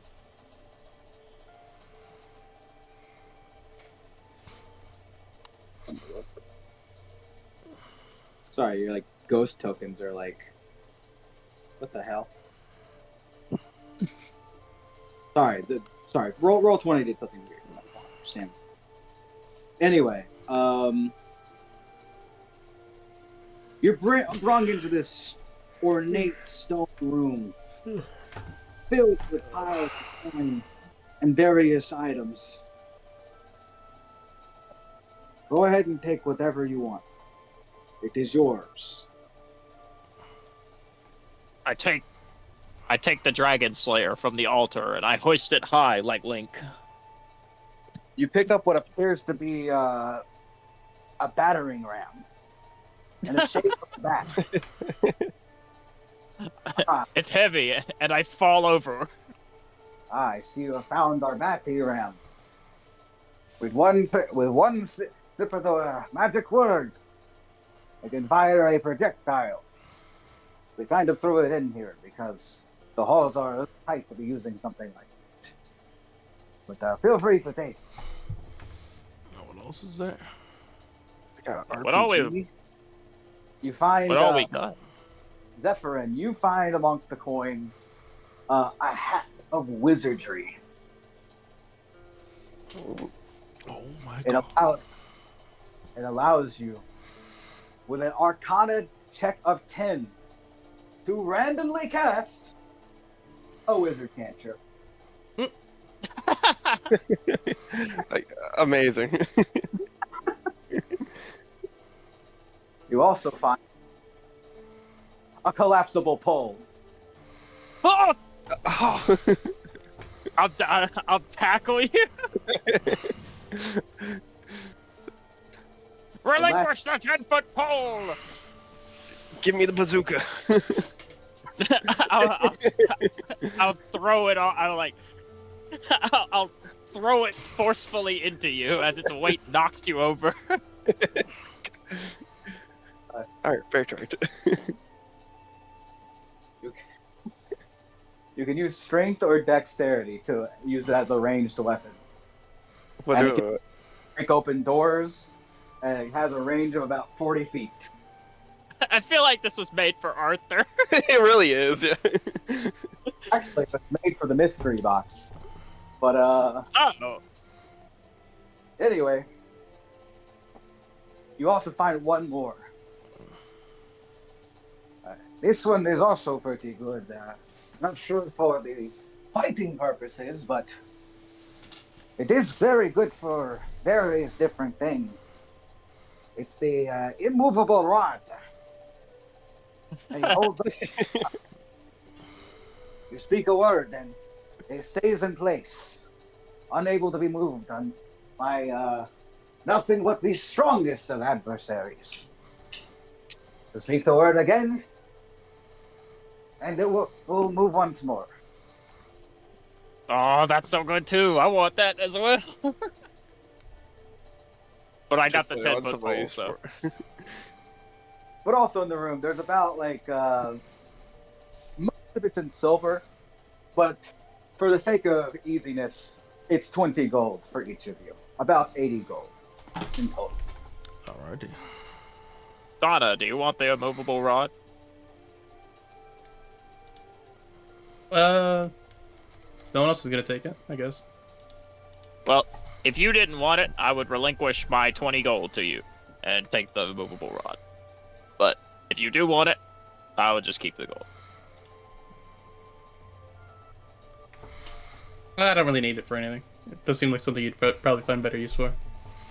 Alright, I will relinquish 20 of my gold to Donna, or my portion of the treasure, and I'll take the immovable rod and the 10-foot pole. All right. That is about all we have for you. But thank you for helping us out. I wish we could give further aid, but we'll send you a message. What was your name? The man with the funny face? Mr. Parade! We'll be keeping tabs on you. We will send you a messenger by bird when we clear the way. As there could be something of use down in that cave. But you're welcome to sleep. You're welcome to eat here. You're also welcome to leave if you wish. But you have earned your stay. Do you think that you could, well, I guess holding up on their end, do you think that you could help forge a weapon, or perhaps acquire the materials to slay a dragon?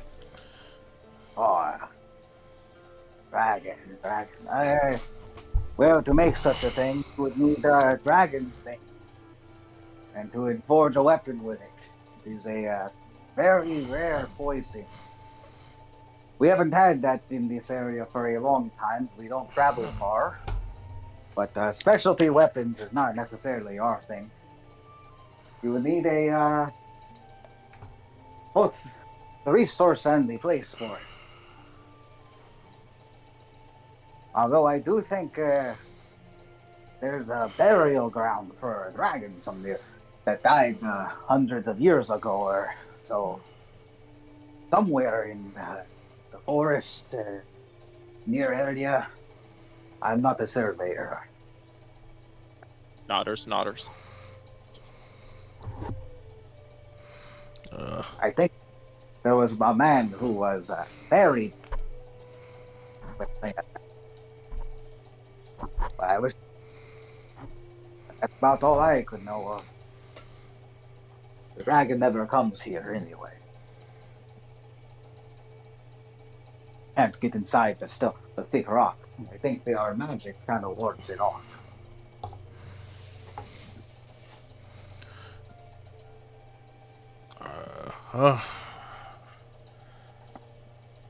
But if you'd like us to, that's not a specialty weapon. We could get our engineers working. We would of course need the coin and the of course, the resource, but it's not too hard to make it because of the way. Well, we gotta get the materials first, so... Oh, and again, we could make something much stronger if you were to investigate that cave further closer to the source. But the danger is we are more. Well, they said they would get me when they were ready for that, so... What? We have a few things we can do.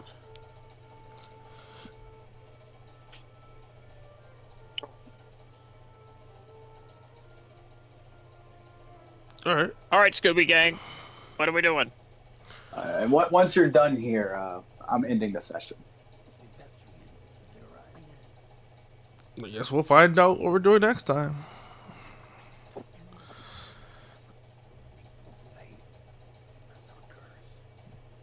I want Zephyr to try to shoot the battering ram magic bazooka, and then when he misses, he just goes flying backwards into a wall. It's called the Batty Ram. The missile is in the shape of a bat.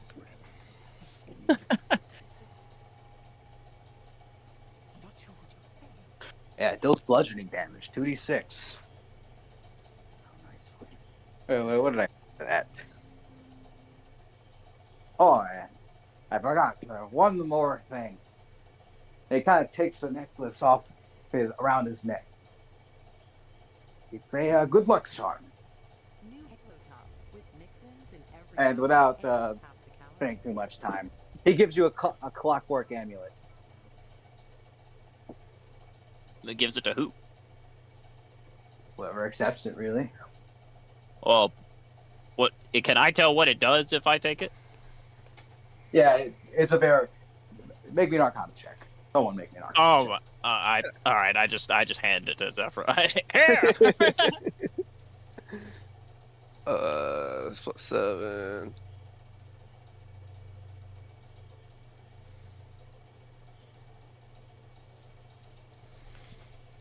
Did I roll? What the fuck? What'd you get?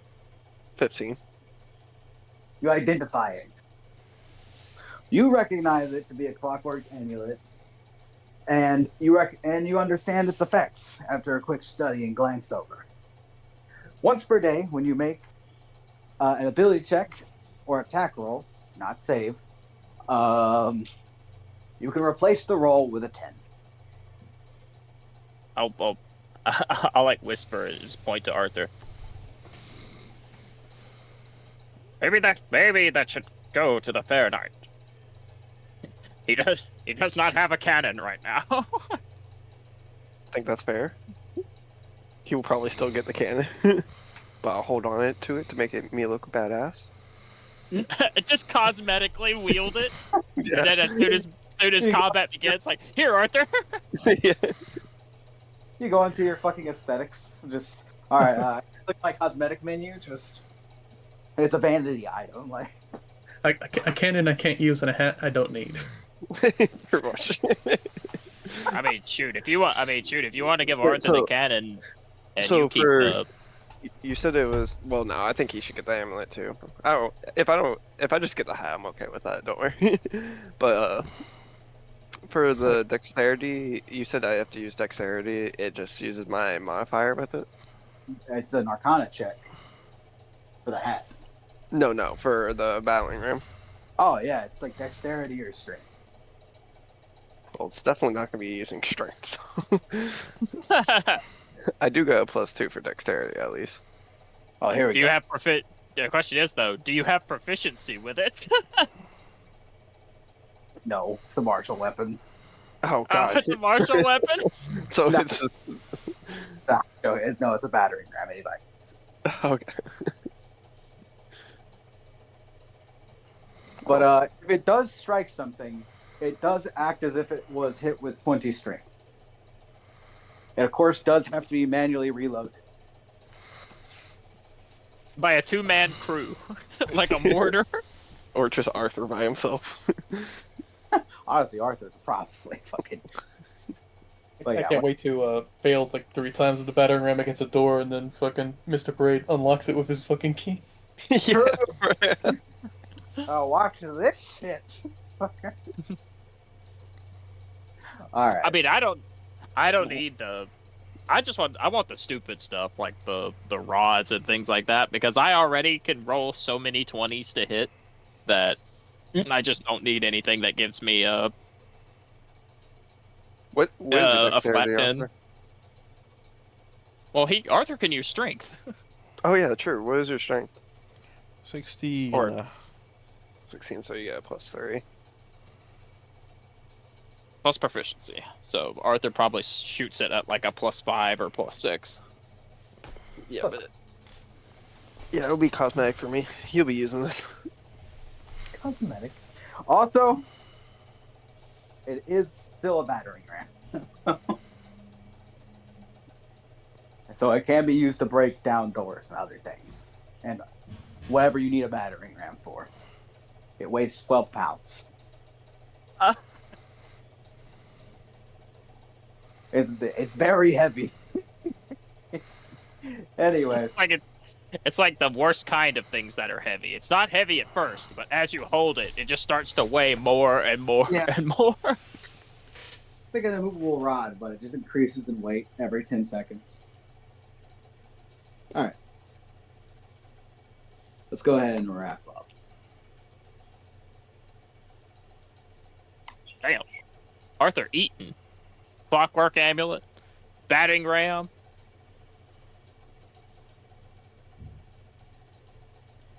Hold on. Friggin'. I wish it would stop giving me mixes, because I don't want that.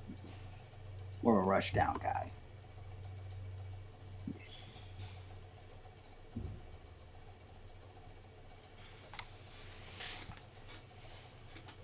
Here we go. YouTube. Stop playing, giving me fucking... Dude, this shit's pissing me off. It keeps giving me fucking mixes. And I don't want that. Oh, Zephyrum, I will say, as I take the pole of collapsing, I will relinquish you my trusty former 10-foot pole. You may have it, sir. I'll grab it and be like, thank you. I'll waggle my finger at you. That is the most trusted compatriot of any adventurer from around 40 years ago. I'll take your word for it. I already got a 10-foot pole, technically. Freaking, my quarterstaff. Oh, true. So our adventurers, having done more good deeds, take a breath. And also, pockets steadily heavier as the days go by. Slaying the mimic, slaying the doppelganger, meeting a bunch of really weird gnomes, touching barrels, and also trying to con a con man himself. I mean, an esteemed merchant. Somehow it feels like things happened, but also didn't. But regardless, I'd like to thank everybody for coming today. Sorry that the little baby quest was not too exciting, but I look forward to next week when we play again. Thank you for everybody for coming out. And with that, we'll start our favorite, least favorite. Maxon, you can go first. It's We didn't get enough to level up yet. nah. Go ahead. My favorite, yeah, if Wild Magic Sorcerer is super fun now that I can just do the thing and then cast a leveled spell and then roll on the Wild Magic table and random stuff happens. Fun, I like it. Good class. Good subclass. Yeah, it's actually really good. Half the shit that happens, nothing bad happens. Casting Mirror Image was fun, even if it didn't actually do anything. The potential for it to do something was there, I mean, and true. that's what. If you got actually chomped by the mimic, you would have taken like 2d8 plus something. Sure. You actually could have gotten like one tapped. Yeah, but I knew I'd be okay because, like, well, for the most part, I knew I would be okay. I had shield, I had mirror image, I have utility spells. I have color spray. But yeah, I had a good time. And then rolling a nat 20 on the doppelganger was pretty cool. Like chromatic orb doing 29 damage that felt good. But yeah, no, nothing else really. Like I don't know. I had a good time. I enjoyed the combat. I enjoyed being the only one that took damage. I like the silly situations that I was put in, and then had to kind of use my utility to to work around. I like being a sort of half utility, like 25% damage caster. I got to use all my utility. That feels good. Like I got to cast color spray, and it mattered. I got to cast I did magic missile, and that mattered. Yeah. Overall, pretty good. I don't really have any least favorite. I guess my one least favorite is that I wish Donna had succeeded to con the guy, because I thought that was funny. True. But I like Ivy's character concept with the con Noel. Who's like trying to collect all the money she can, and then cheat other people out of their belongings so she can accrue more. I like it. It's funny. But yeah, I guess another least favorite. Kai rolling low on his attack rolls, but he's getting a clockwork amulet now, so we're slowly rectifying by force. Kai's sometimes really bad combat rolls. He rolled pretty decently today. Felt like a crit. True. But I know when he rolls a 1, it definitely takes the wind out of the sails. So I want to get it to the point where it's like no matter what Arthur does, he just always hits. Fucking, by the way, like, the fucking old Mimic is weaker than the new Mimic. The new Mimic... Okay, the old Mimic, the Bite and the Pseudopod grapple does the same damage. But the new one, it does additional acid damage, and if you're grappled, you take an additional D8 on top of the normal 2D8. Oh. So Mirror Image was definitely a good call. You're just lucky that it wasn't necessary. That shit would have fucking downed you for sure. Good old chomp.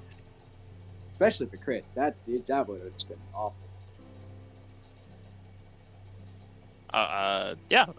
That's about it, really. My least favorites is nothing really to do with me. It's just more of I wish some stuff had gone a little bit better for other members at the table. Yeah. But I did enjoy I very much enjoyed the Arthur, please save me, save me. And then Kai talking through his cup just with no shits given, just like I'm trying. Got a tickle out of me. But that's all. I'll be listening. Gotta change my earbuds over and all that to my mic'd earbuds, so my audio quality, if I talk again, is gonna be probably a lot worse. But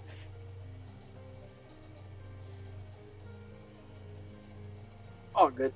Yeah.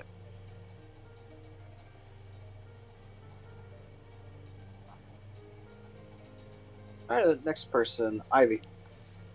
Hello. Was overall enjoyed getting back into it. Had a bunch of good rolls. I guess the least favorite would be everything I dealt with got pretty good rolls too. Not Spellcaster's Dilemma, but what's it called? Like spell save DC Dilemma. Mm-hmm. Like no matter how well I roll, if the enemy keeps passing, I can't really do shit a ton. Yeah. What is playing? Oh, that's my fucking phone. I thought. Sorry, I thought YouTube was playing some weird shit. I heard like a Little Max sound. And I was like, "Who's playing Smash?" Like, anyway, random Twitter video started playing. But continue. The AC thing. Yeah, I think with bards is like sometimes in combat it feels like, oh well, damn, what do I do? Yeah, but I Bardic inspired, benefited the team, and sometimes that's just how it is. Enjoy doing my little scam. Not everything's gonna work. That's kind of the joke of the character. Burn bridges along the way, but make as much money as I can on the way. And look forward to the following. What we're gonna do next. True. I'm a little sad it didn't work either, but I was like, it should be a contest. Because, like, this is actually... I've already established Barthen to be, like, an actual merchant who's the professional merchant. So, like, he would probably at least inspect things. Wouldn't know magical shit, but could probably, like, figure out something. But, Unrelated note, are these gnomes perhaps interested in these capes? 10 gold each? You can always try. But granted, it does last for 10 days. So probably could. Yeah, the script does, yes. I'll just make more script. Joke. 40 gold turnaround, not bad. If it works. I mean, sure.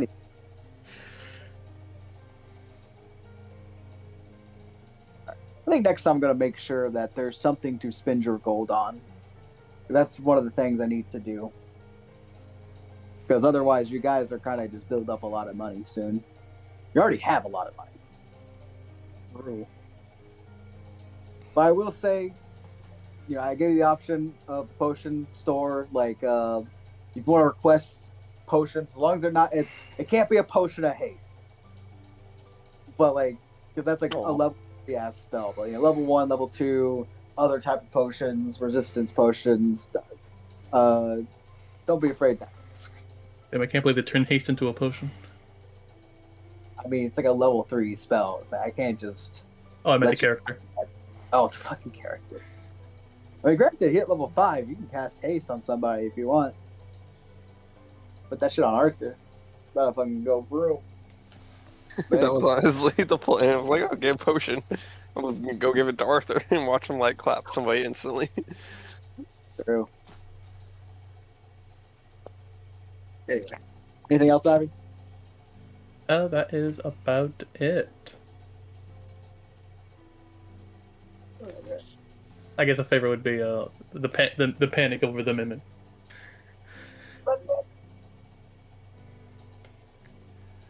Was this map pre-made for the whole thing, by the way, or is this something you found? Oh no, this is the actual map for that area.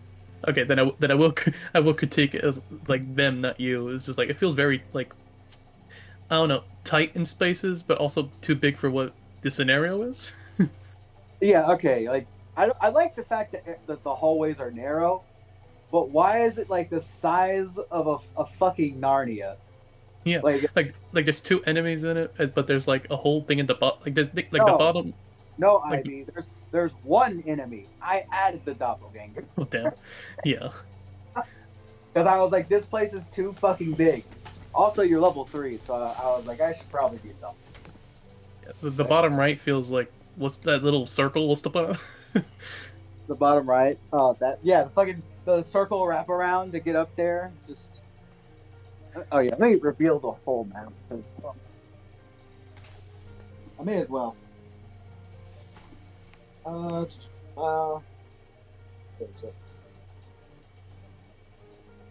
Like, unless someone's goal is to come in here and kill the gnomes, which I don't know why you would. I don't know why it's so complex. I don't know either. It's just unnecessarily big. It's just fucking huge. I don't know why it's so big. Damn, I missed the interacting of G4. Damn. I think outside of the final dungeon, this is the biggest area. At least Well, realistically, the biggest area.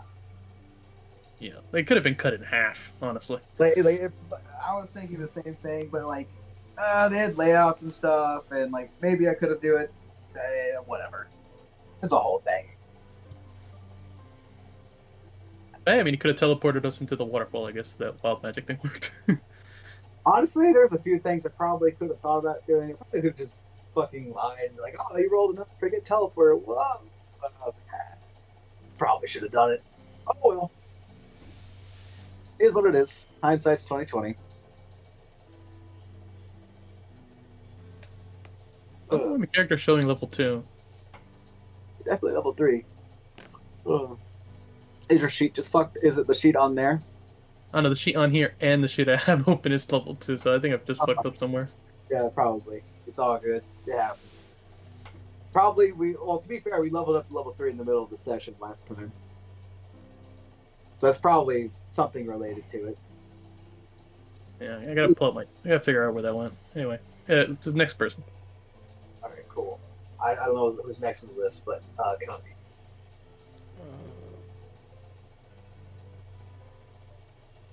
Okay. Oh, shit. Okay. Yeah. Not bad. Not bad session. I think overall, I was kind of about this scenario. That's It's more dangerous if you're like level 2 or level 1. It's just level 3. It's really easy to beat them. But yeah, just all right. Don't think I have much else to say. Yeah, I didn't expect it to take the whole session. I was kind of like, oh damn, all right. It wasn't either. I was like, this is fake. It's a lot longer than. But you know, it was a time. That's about it. Alright. Zach. I mean, I didn't mind it. It was entertaining. We had a lot of good funny moments in the session, so that was probably my favorite. I just feel like a lot of funny things were going off. Yeah, and I guess it kind of felt a little underwhelming, I guess, the fight. Like, we had the doppelganger, and that actually did kind of spice it up a little bit, but still we kind of ran through it for it being such a big spot. Yeah.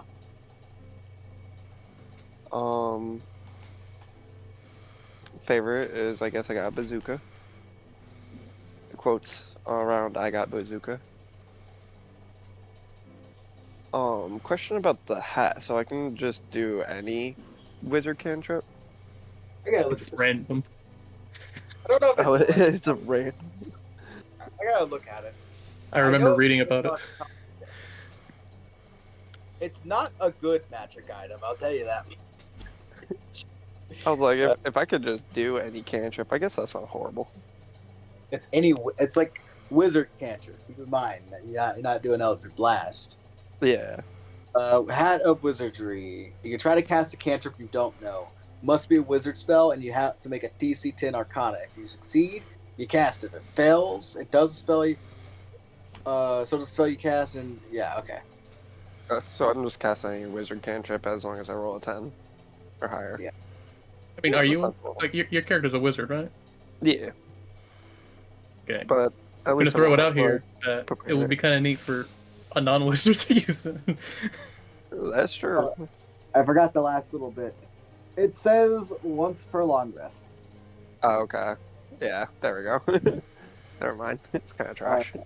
Yeah, no, it's a common magic item that requires attunement, so it's not very good. Most of the magic items aren't very good. I gave you guys a few bones because I was like, some of these are kind of fucking terrible. Like the hat of wizardry is kind of not great. The pole, I don't know why Braxton wants it so badly. That one was in the module. Have you met his character? That one was in the module. I replaced something. with the baddie ram. I don't remember what that replacement was, but I'm pretty sure it was also bad. Honestly, the battering ram felt too good to have been part of the module. Not gonna lie. Yeah. Well, I'm kind of sprinkling the mystery gift items around, and like I don't have a lot of sessions to do it, so you're probably gonna get a few more neat Oh. things.